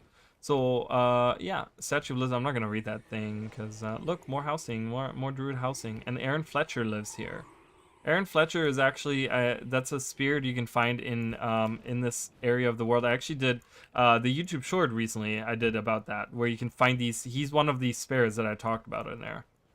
You can fight him at the hidden lake in Brisbane Wildlands. You can find his spirit, and you can kind of when you know what he does, you can answer his questions. You can say, "Oh, you were a collector." He's gonna be like, "I don't know what I used to do in my life. I want to find peace, but I need to remember what I used to do." And so he's a collector. I don't know what he collects though. I don't know if we can we go there? Oh, we have to walk all the way around to get there? I'm not gonna do that. I'm not gonna do that. There's a wind rider up there. How do I get up there? Oh boy.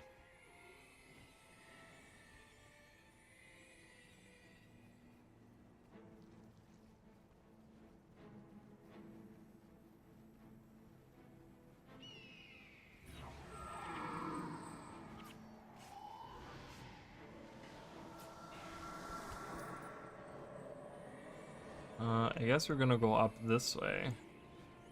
I was gonna loop. I need to loop back around. I need to go down here. There's probably something down in that. Down there. There's definitely more wind riders around here, so.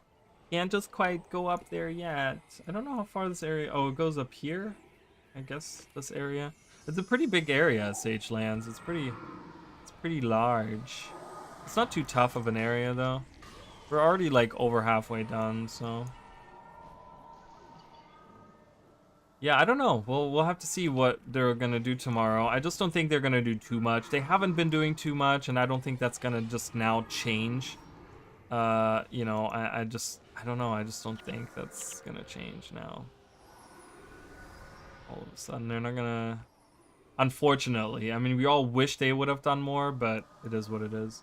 Can I? Oh, I can. Yeah, there we go. I don't want to walk all the way down there. Goodbye. Hey, coolio.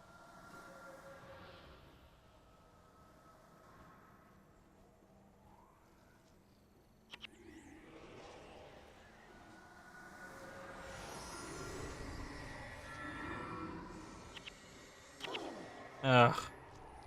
Stupid interruption. Oh, I can't go up that way. I thought that was a walkable path there, but it wasn't. It wasn't at all. But yeah, just finding out what's going on with the Wizard's Tower and everything is like enough for me. I'm very excited. I'm very excited. I'll be live probably before the expansion even drops. Oh, I was just like, what is happening? I can't see them.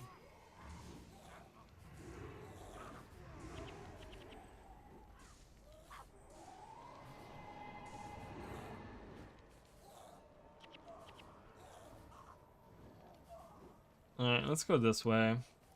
Oh, no, I needed to go in that underpass. There's probably wind riders down in the back of that. Gridlock, what are you doing? Are you okay? He's just standing there. Dude, AI in Guild Wars 1 is just awful. It's just awful. Enemy AI, they're just like, they can play like 4D chess. And then like ally AI is just like, they're the dumbest rocks. It's like literally having a group of pet rocks with you. It's really fucking dumb.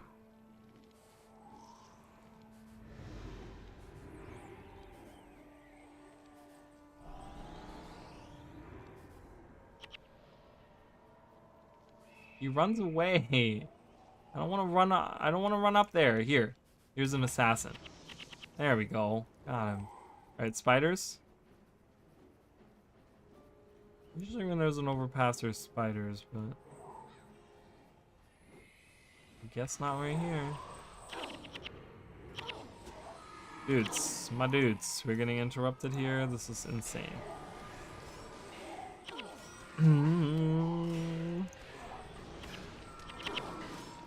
But yeah, I'm excited for the weapons as well.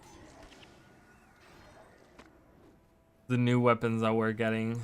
I want them to. What I want them to do is I want them to do betas for those weapons, the new weapons as well, so that we can give them feedback before they release them. Because like one thing that people were asking about was like, okay, so Revenant is getting like Scepter, for example, but it's like, well, what are you gonna use as an offhand for a Scepter? We have like no long range options for that. Like, I guess Axe is like a semi mid range almost weapon, but it's not really like, it's probably not going to be good if Scepter is like a power damage weapon too, you know? So it's like, well, what do you use as an offhand? Like, you know, it's stuff like that that I have like questions about that I would like them to address, or maybe we can give them feedback on. Ooh, I got a golden break hammer. Yay.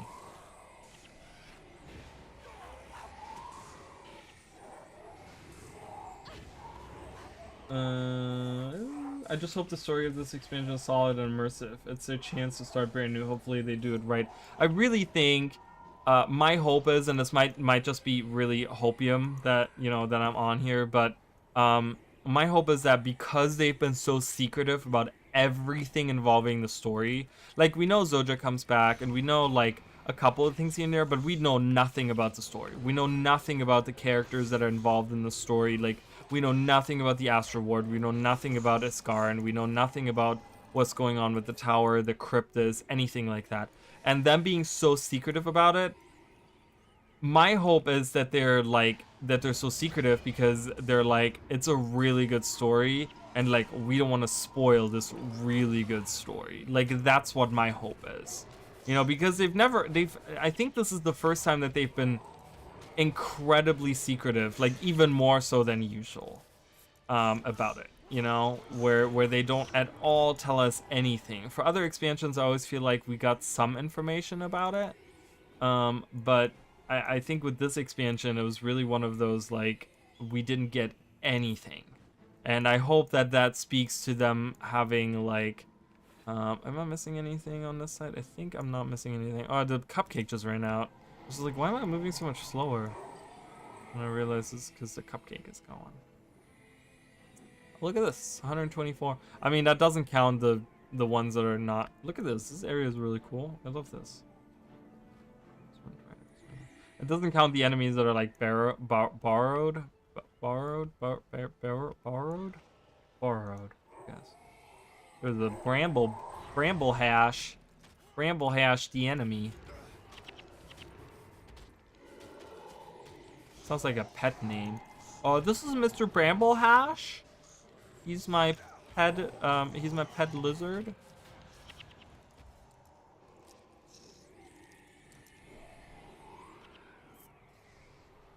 All right, he's a healer as well. So, guess what? We're gonna have to kill him first before he heals his enemy, his enemies, his friends. Oh, he's so screwed. Oh, he's so screwed. Alright, let's kill the rest. Gameplay-wise, I have faith in ArenaNet. Their products have always been solid. Yeah, I think so. I think the trailer for the Rifts was really not showcasing how they probably will be. I think they probably will be more interesting than what they have shown off. From what they've talked about in the blog post, it seems like they showed the most boring part of it. So I think those are gonna be good. Looking at you getting interrupted brings back memories. Always wanted to hear. Yeah, I think, you know, unfortunately it's a different game. You know, it's not instants and stuff, so we can't really have heroes in Guild Wars 2. While there are certain times where you can summon allies, like there's the Paragon support thing where you can summon a Paragon friend for like 2 minutes, and they cast like helpful things on you. But that only lasts for like 2 minutes, and then you have a 30-minute cooldown of it.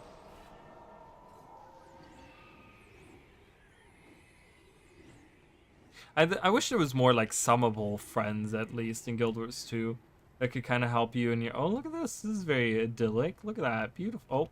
Oh, okay. Well, sure what's going on there, but yeah, this is very nice with trees popping in and out.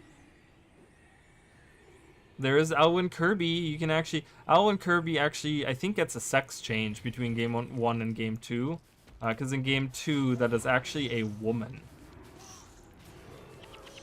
And in Guild Wars 1 it's actually a dude. What does he collect?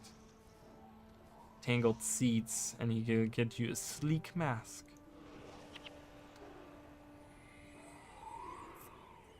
The story, my hope Arena doesn't go all Hallwood woke and make it all girl boss Soja story. I don't know. I mean, for the story, I really hope that they just lean into like the macabre side of stuff, and that they deal with this way. Yeah, this way. That they deal a little bit more with the like, you know, the Kryptis are very interesting. I hope that they flesh the Kryptis out. You know, not no pun intended, but like they flesh the Kryptis out a lot. You know, because it really seems like that there's like some kind of culture and civilization going on with the demons there.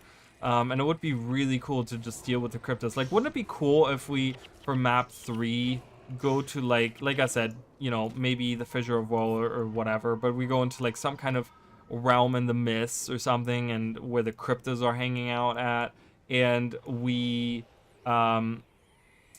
actually find like, you know, because they have culture and civilization, they're, you know, they're more complex than just like, hey, we're bad guys, right?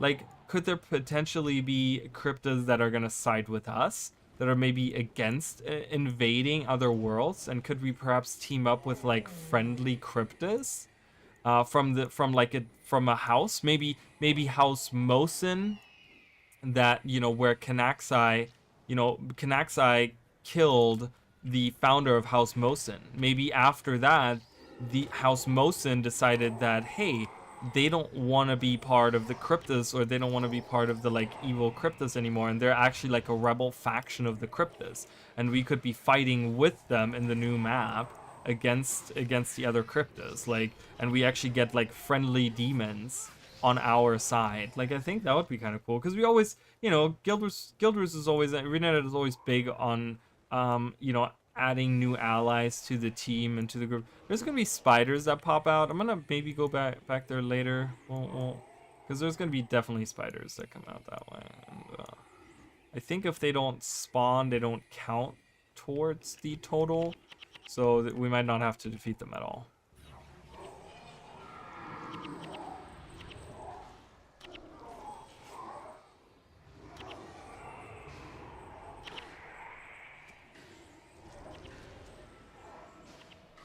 I keep using Mind Rack even though it lasts for like 42 seconds, which is like a lot. Oh, a jeweled staff. Some illusion magic. The higher tier rifts, they don't? I thought we would get all of the rifts already. Did they really say they're not gonna do higher tier rifts right off the bat? That would be very sad. I'd be very sad with that. I thought we'd just be getting like regular rifts. Days duration by 20%. Great. Because we get dazed so much in this game. Oh. I mean, I'm sure there's certain enemy groups that are like very daisy. Daisy! That daze a lot. Yay. Get out of here, Moss Scarab. The sound effects that they make are just like really gross. Leave my bird alone. Jeez.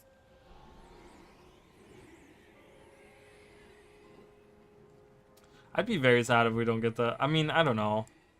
I think rifts are going to be one of those things that like I will do, you know, for legendary armor, but I probably won't, like, you know, whatever. It'll be one of those things that I'll just do on, like, you know, when I'm like feeling bored or something. But they're not going to be like, oh my god, I really want to do this. Let's summon Ridlock back.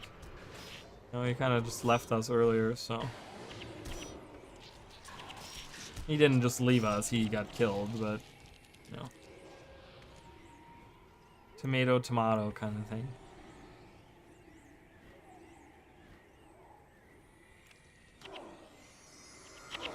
Oh my god, stop interrupting me.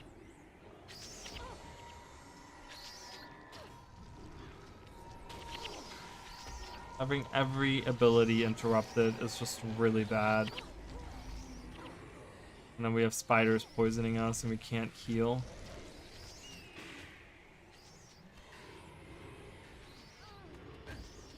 They're just dying. They're just dying to the poison damage. The healers can't keep up. Do you have a revive skill? Because I don't. He does not. He does not. I want to see, oh, that's bad. I can't revive my friends. So it's just Raza and I and Rragar and my bird. Goodbye! Goodbye, friends! We shall leave you. We shall always remember you. I mean, I'm gonna die anyways on the first group, but... Oh! There's some spiders that just came out of the forest. The bamboo forest over there.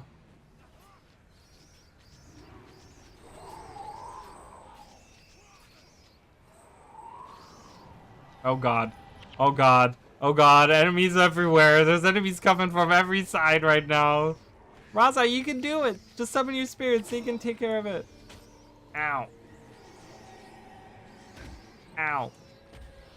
I mean, I kind of defeated that group all by myself. That's pretty good. That's pretty good. I don't need any healers. Who needs healing? Kill that spider. Kill that spider too. Oh my god, I can't believe that spider survived. Oh my god, more spiders? I just walked through here. Why didn't they spawn earlier? What is happening? I feel like I'm getting... Oh my god, those spiders down there now. There's spiders everywhere. Why is there so many spiders? They have to be very careful with humanizing the Kryptis too much, though. A big aspect of their horror is their mystery and their inescapable and unreasonable aggression. Yeah, I mean, it's also like the mystery of like what's their drive, you know? I think it's like there's like this why are they mysterious, because we don't really know what drives them towards coming here. You know, we know that they feed on like dark emotions, like, you know, fear and anger and like those types of things. But yeah, I don't know. Inescapable and unreasonable aggression. But do we really know that they're like that? Oh, he survived? How did he survive? Why is there a corpse like being highlighted? Kind of weird. Oh, it disappeared. Goodbye. Like that's the thing. We know nothing about the Kryptis, which makes them mysterious, but also makes them like I was using that as an argument yesterday in the Discord, because you know the like nothing is driving me to want to defeat the Kryptis right now, because I know nothing about them. I have no quarrel with the Kryptis whatsoever. Like, yeah, okay, they're invading Tyria. Well, there's like 300 other like people that are trying to take over Tyria, you know? Not everything has to be my problem with it, right? Like, not everything, just because I'm the commander doesn't mean that I need to take care of the world's problems all the time. But it's just kind of like, I just think there's like, they need to give us like some kind of good reason to want to actually kill the Kryptis or get rid of them, other than just like, hey, they're invading, because then that makes them like, I feel like makes them like one-dimensional characters. They end up like being like a generic bad guy one, right? That's like all they are. So I feel like there has to be a little bit of humanization, like give them a little bit of a backstory and a little bit of a drive. Like flesh them out more. Ow, get out of here, freak.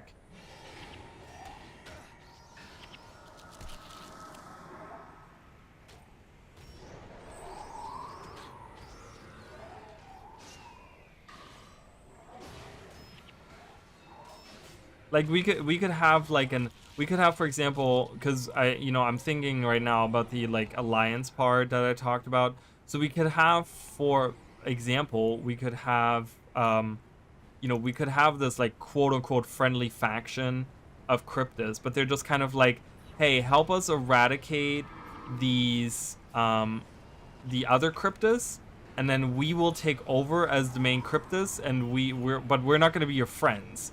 This is just an alliance because we have mutual enemies, and we're just gonna help you defeat them, and then you leave us alone, and we leave you alone, and we're gonna be in our own realm. And they're actually like not friendly, but they're just kind of on our side because of Lilac Eye. What the hell's this? Lilac Eye. I got a quest item, guys. Do I have a quest maybe that I didn't do? I probably have a quest here that I didn't do. Maybe? Oh yeah, I do. Oh wow, I just finished a quest that I forgot I had. That's really funny.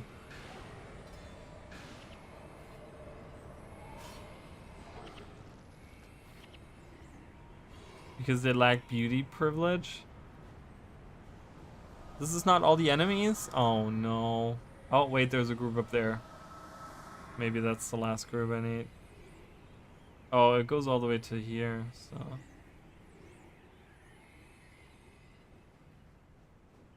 Maybe this is the last group? I don't know.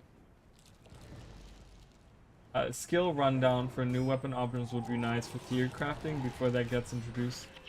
I need to know if I need to craft a secondary legendary pistol for my guardian. Yeah, I mean, we definitely need to know more about those weapons, right? We definitely need to know more about.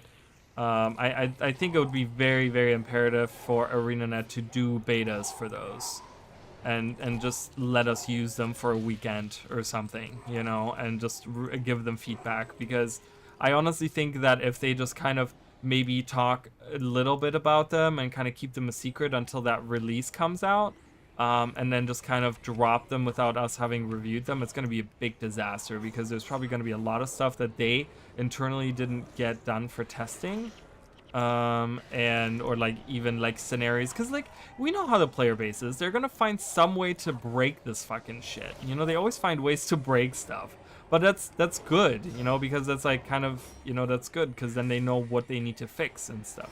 What is this, like, what is happening with the earthquakes here? So weird. All right, that wasn't it either. Is there more enemies around here?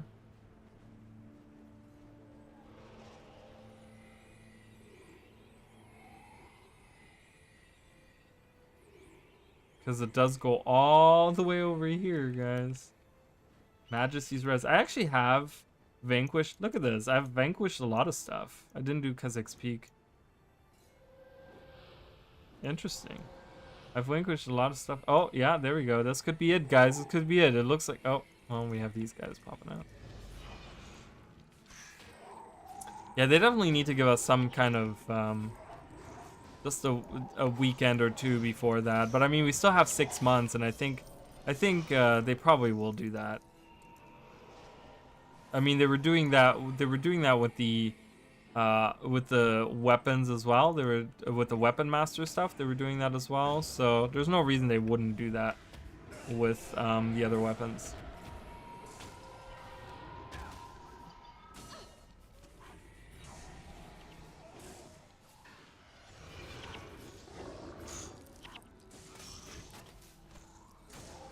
Is this it, guys? Is this it? Have we done it? Have we done our daily vanquishing?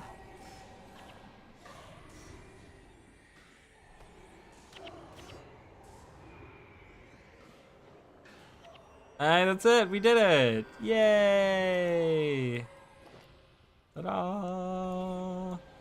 Yay! Alright, cool. And then now I can turn in this quest. For mounds or better over the shoulder view, specifically not flying will be used. Yeah, I mean, I have it automatically set as like over the shoulder, so for me that's like automatic anyways.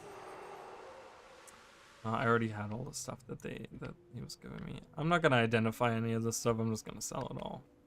I don't give a fuck. Menagerie is also one of the spirits that you can find. It doesn't say that he's in exile though. I think he's just called like Menagerie. So it's very interesting. Like there's like a backstory that we don't get. Trader Versailles. But yeah, you're right. Camera control is probably, I mean, it's gonna have to be.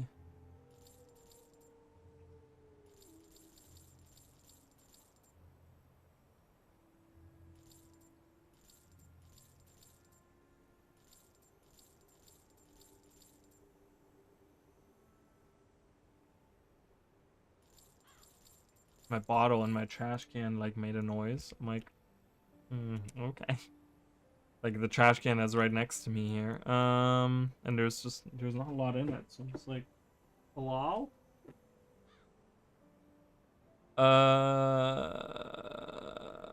What am I doing? Oh, I was gonna go to Embark Beach.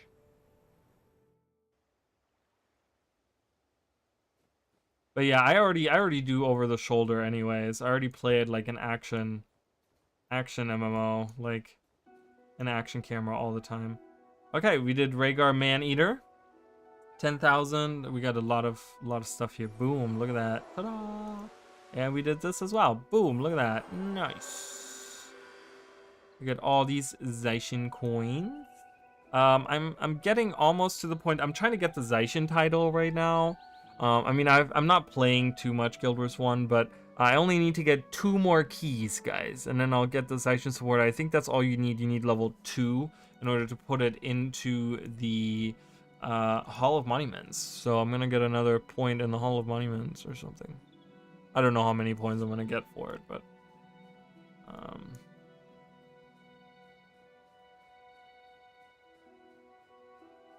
what's the Vanquish today? Reed Bog? Where's that? Maguma Jungle? We just did a part of Maguma Jungle. Let's see if we can get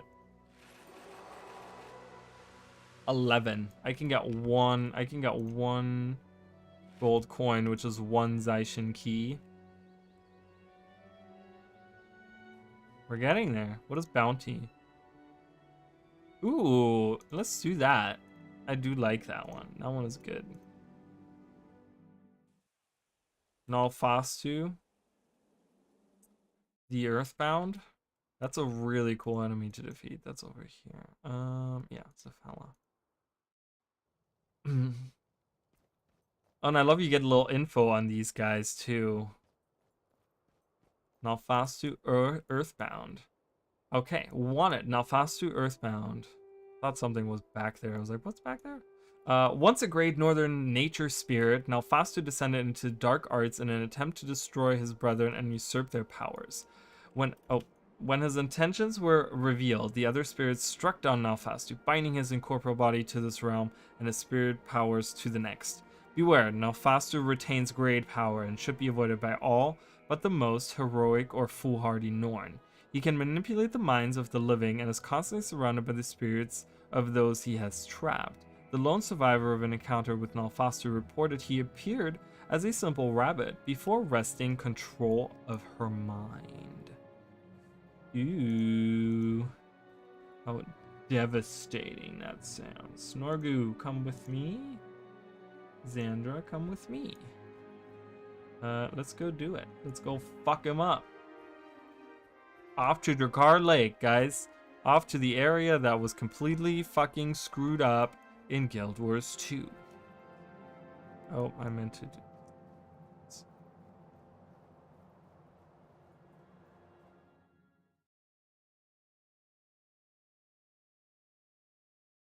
Load.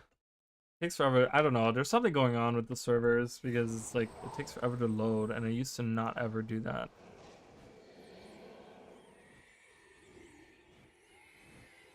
Are you lost? All right. Oh, we can also do the Norn.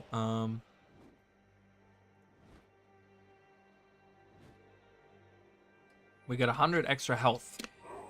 That's very good. It's gonna help us survive. Right? Because, yeah, 450. Boom. 555. Let's go across Rragar Lake. Do we want to see Rragar? Do we want to weep at how much they've butchered our boy Rragar?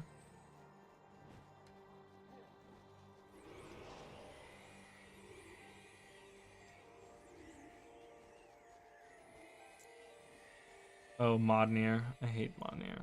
I love how there's a resurrection shrine right here as well. Let's just activate that and make sure we have that ready. I'm sure I'm gonna die, but that's okay. There we go.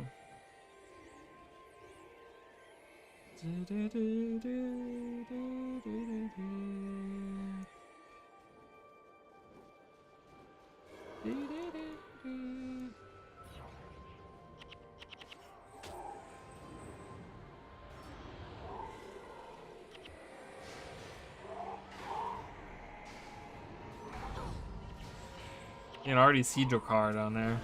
He's so huge too. Like even for Guild Wars 1 times, like he's big. He's a big guy. Really, like I wish I could erase Iceroot Saga from like existence.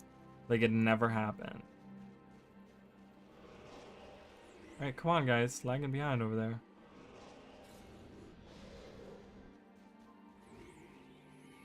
Look at him.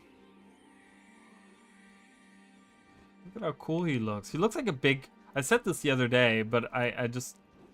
You know, he looks like a big Mandragora.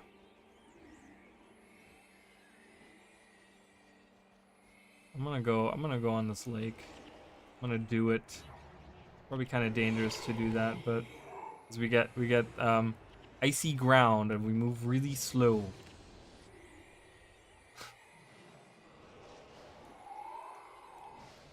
We have these stupid, I hate these guys.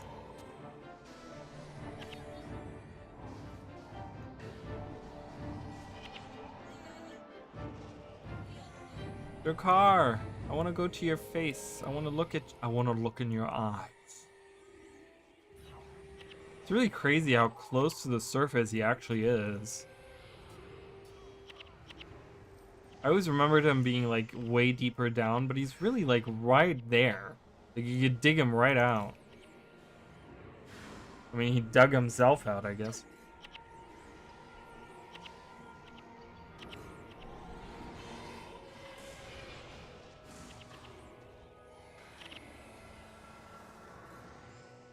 Oh god.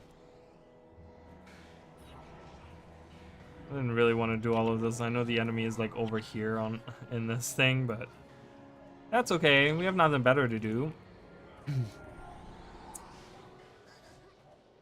We're just hanging out, having a good time.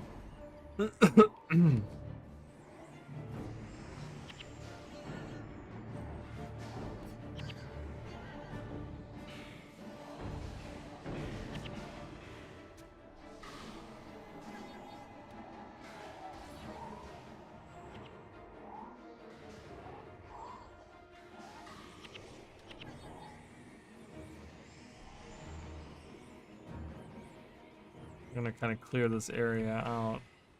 I guess we're gonna have to fight the boss too, but she's really strong.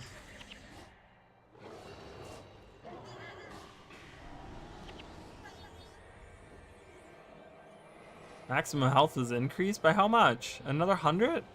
Holy shit! Yes, we're getting another 100 health. All right, we have a group of enemies coming our way. Get them!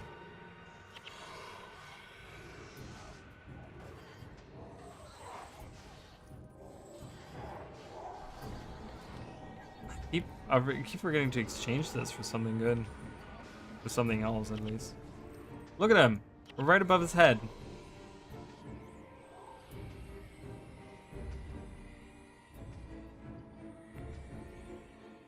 Look at how cool he looks.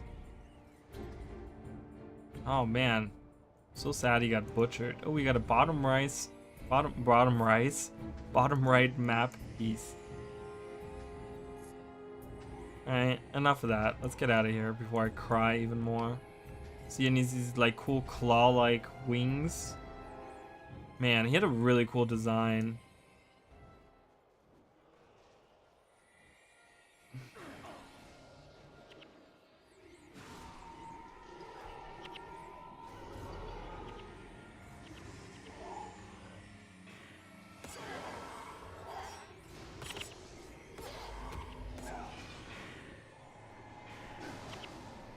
Oh my goodness. Now we're getting all these enemies here. It almost made it out.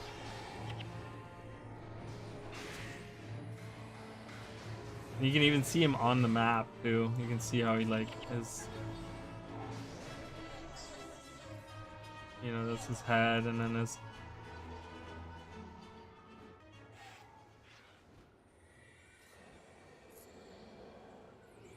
I guess it's hard to see it on the world map. Easier to see it right here actually. Anyways, what's done is done, I suppose. We're done with the dragons. We're moving on. We're doing other things. Oh.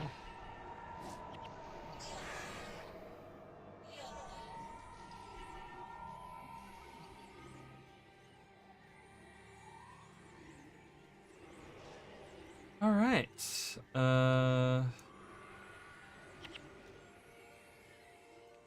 Oh, these guys are coming back for their spirit. All right, that's fine. What the fuck? Did I get him? I did not.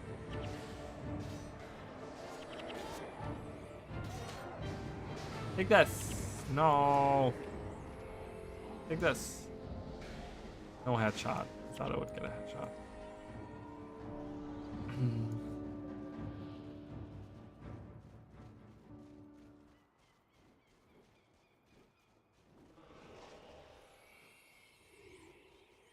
Alright, let's activate this. I want to activate that shrine. Oh god, I'm getting attacked. Oh, a frost worm. Not a good time right now. Really not. Ooh, he looks so. Ooh, he looks so good. But he looks so prismatic, doesn't he? I love him. Oh, he disappeared. Okay. Did he die or did he just disappear? No, he just disappeared.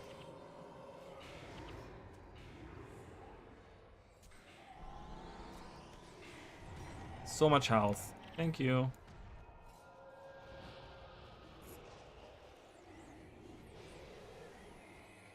Alright, get that resurrection shrine and then we can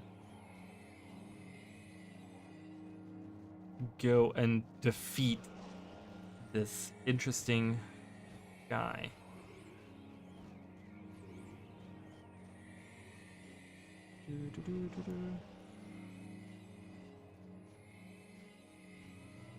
Alright, let's activate it. I love those trees, they look really cool.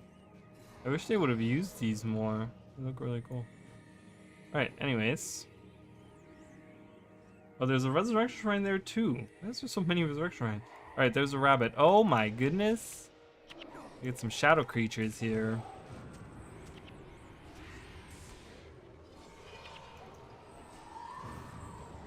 The Kryptis are invading! Kill them!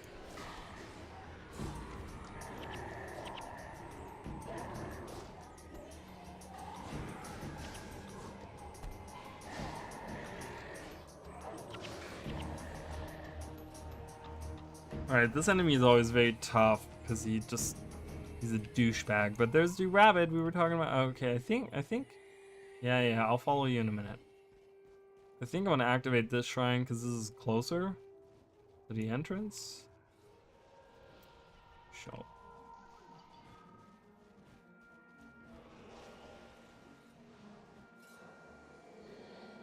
We get their chest back. Well, it's weird because they introduced the chest. They started, you know, you can use them in the Eye of the North in Guild Wars 2. Like you can go to the Eye of the North in Guild Wars 2 and you can actually use the chests, and that opens your bank. So, but yeah, well they kind of changed the story there, right? Lock chest, all these rabbits hanging out. This is so cool. This area right here next to that tree.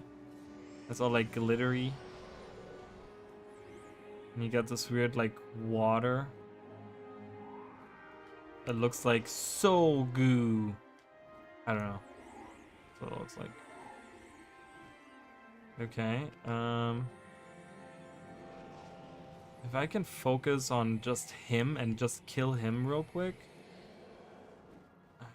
Come on. Come on. Where is he? There he is.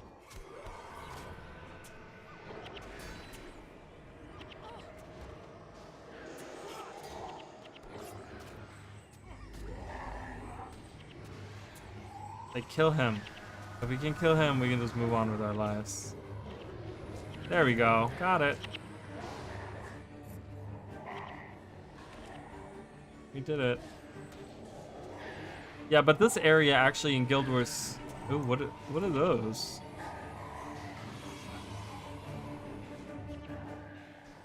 Weird magic of floaty rocks. They actually do reference this area in Guild Wars 2 as well. Yeah, everyone's dying. In Guild Wars 2, you can actually, when you go to like the second half of your marches,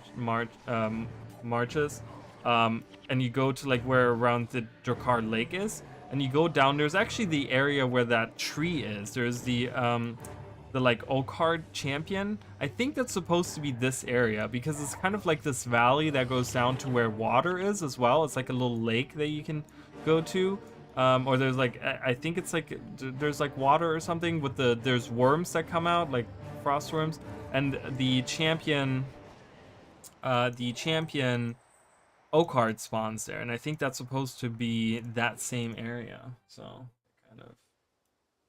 kind of do reference that in Guild Wars 2 there.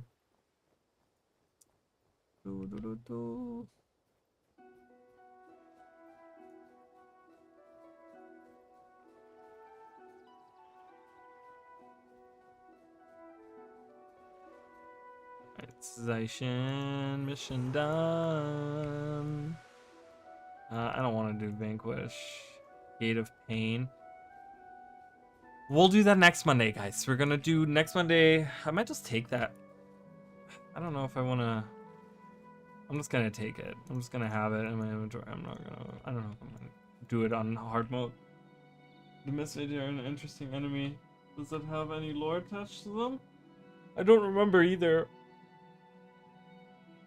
Let me find out though. Oh, I'm getting tired. Jesus. What do you want?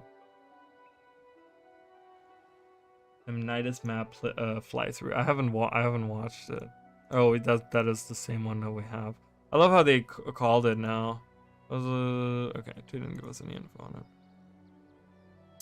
Are nightmares? Well, they're considered nightmares, which are part of like the. You know, some of them are considered part of the Shadow Army, which is like Menzies, right? But they're considered nightmares, which are like demonic, or they go hand in hand with demons. They deal earth damage.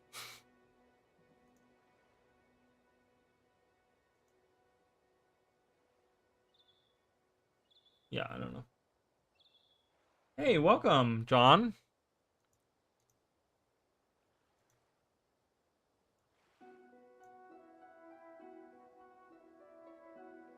I'm watching the trailer right now, the fly through of Amnitas.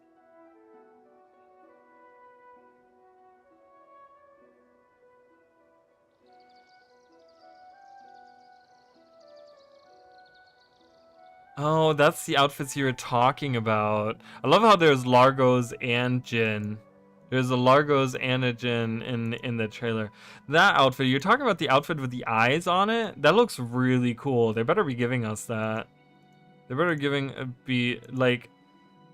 Do you guys think that's an outfit or that's an armor? The weird outfits that they're wearing.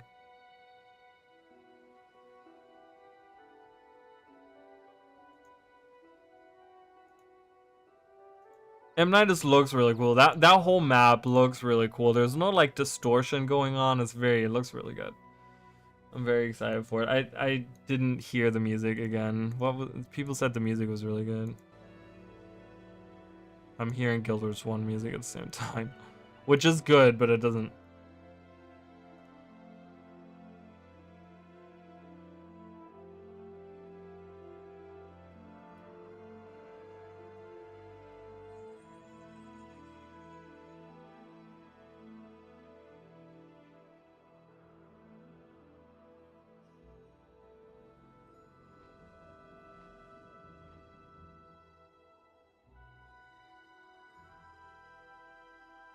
It's very good. It's very like it's like very Guild Wars 1 inspired, I feel like, the music, and it's also very like going back to the roots. Like I feel like a lot of the music in Guild Wars 2 that we have gotten, they always try to do like new things or whatever. But because we're returning to like old mysteries, this feels very like Guild Wars 1ish in the way that like it sounds so similar to the song that was just playing in Guild Wars 1.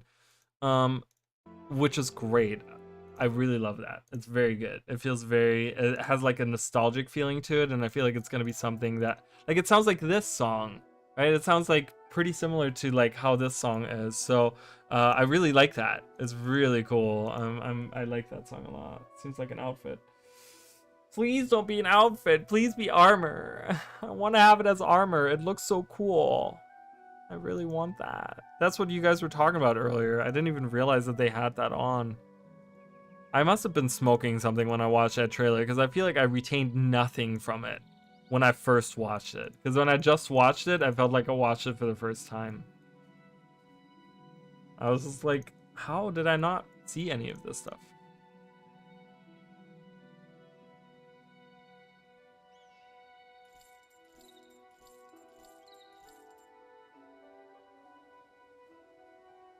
The orbs in the astral chamber reminds me of the ore relics, with the blue orbs remind me of the water during protection spheres in New Kining City. Sadly, it's probably an outfit. Would be cool if we could mix and match different components. Well, we were earlier talking about how in Guild Wars 1, so right, I can actually show you guys right now because we are in Guild Wars 1. Wrong button. So in Guild Wars 1, they actually, which is weird because Guild Wars 2 is built on the same engine, right? And it like has like a lot of the same, like, I guess, systems in a lot of ways. Well, maybe not, but it's like the outfits were always two piecers, right? I could have a headpiece for an outfit, or I can have a body, and I can have the body part showing, or I can have my own headpiece. Like I can either wear one of the headpieces here, or I can equip a different outfit headpiece.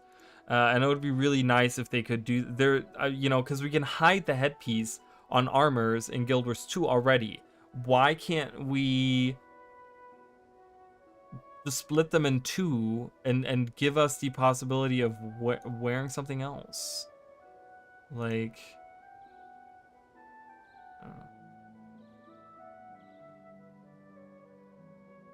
feels very Jeremy Soul, yeah. The RP community strong. I'm not sure if it needs more emotes, fashion, and dance to retain more people. I don't know. We don't we have like a pretty good like role playing. I think Guild Wars 2 is pretty good about role playing.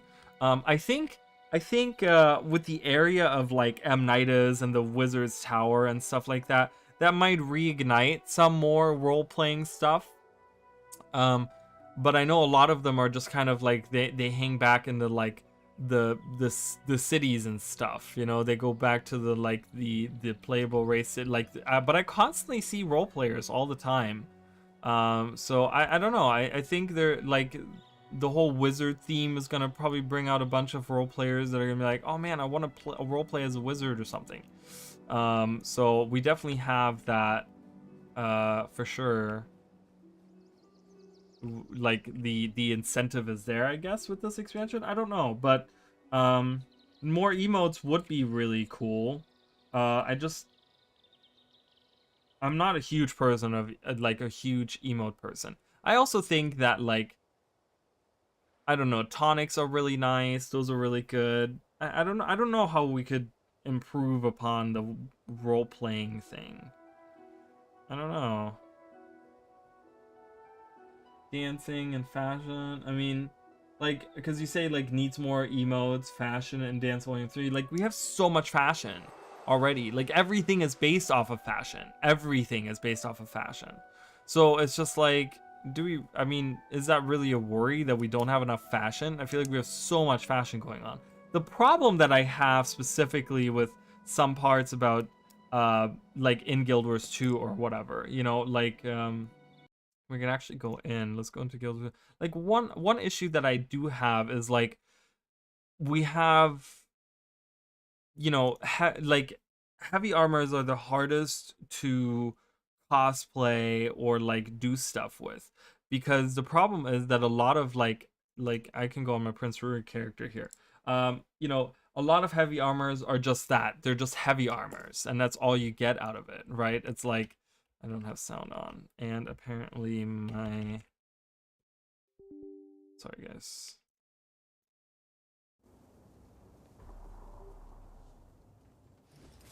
I didn't have my there we go.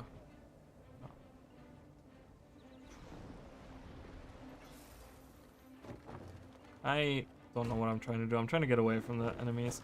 But yeah, heavy armor just looks like heavy armor, you know. And there's just like, it's you know, it's really hard for me to fashion when everything that's heavy armor looks like heavy armor. You know, it's like there's a lot of pieces that there's a lot of pieces I feel like in light armor that look like perhaps heavy armor. You know, like I'm thinking right now, like for example, the Chronomancer shoulders that you get, like you could use that as like a heavy armor, like that looks pretty like a pretty heavy armor, but like a lot of the heavy armor stuff doesn't look like light armor, you know, and it's very hard to kind of get to the point where you can mix and match them. Like, you know, this beanie is like way out of place too. I don't know, there's like it's like very hard for, you know, a lot of the times when you try to make like a light armor looking character, that they end up looking very samey, you know. There's always that danger of that, I think. So but yeah, anyways, I think I'm gonna head out. It's already pretty late. We will be back tomorrow. What did I say we're doing tomorrow? I swear to God, guys, my memory is really, really bad. We were doing something specific tomorrow, right? I said something, we're gonna do Guild Wars 2, but I said I wanted to do something specific in Guild Wars 2. Didn't I? Oh my God, I can't remember. I hope it comes to me before tomorrow, or someone can remind me. What did I say, guys? What did I say yesterday that we're gonna do tomorrow? I wanted to do something. There was something specific that I wanted to do. Because I was like, oh, well, you know.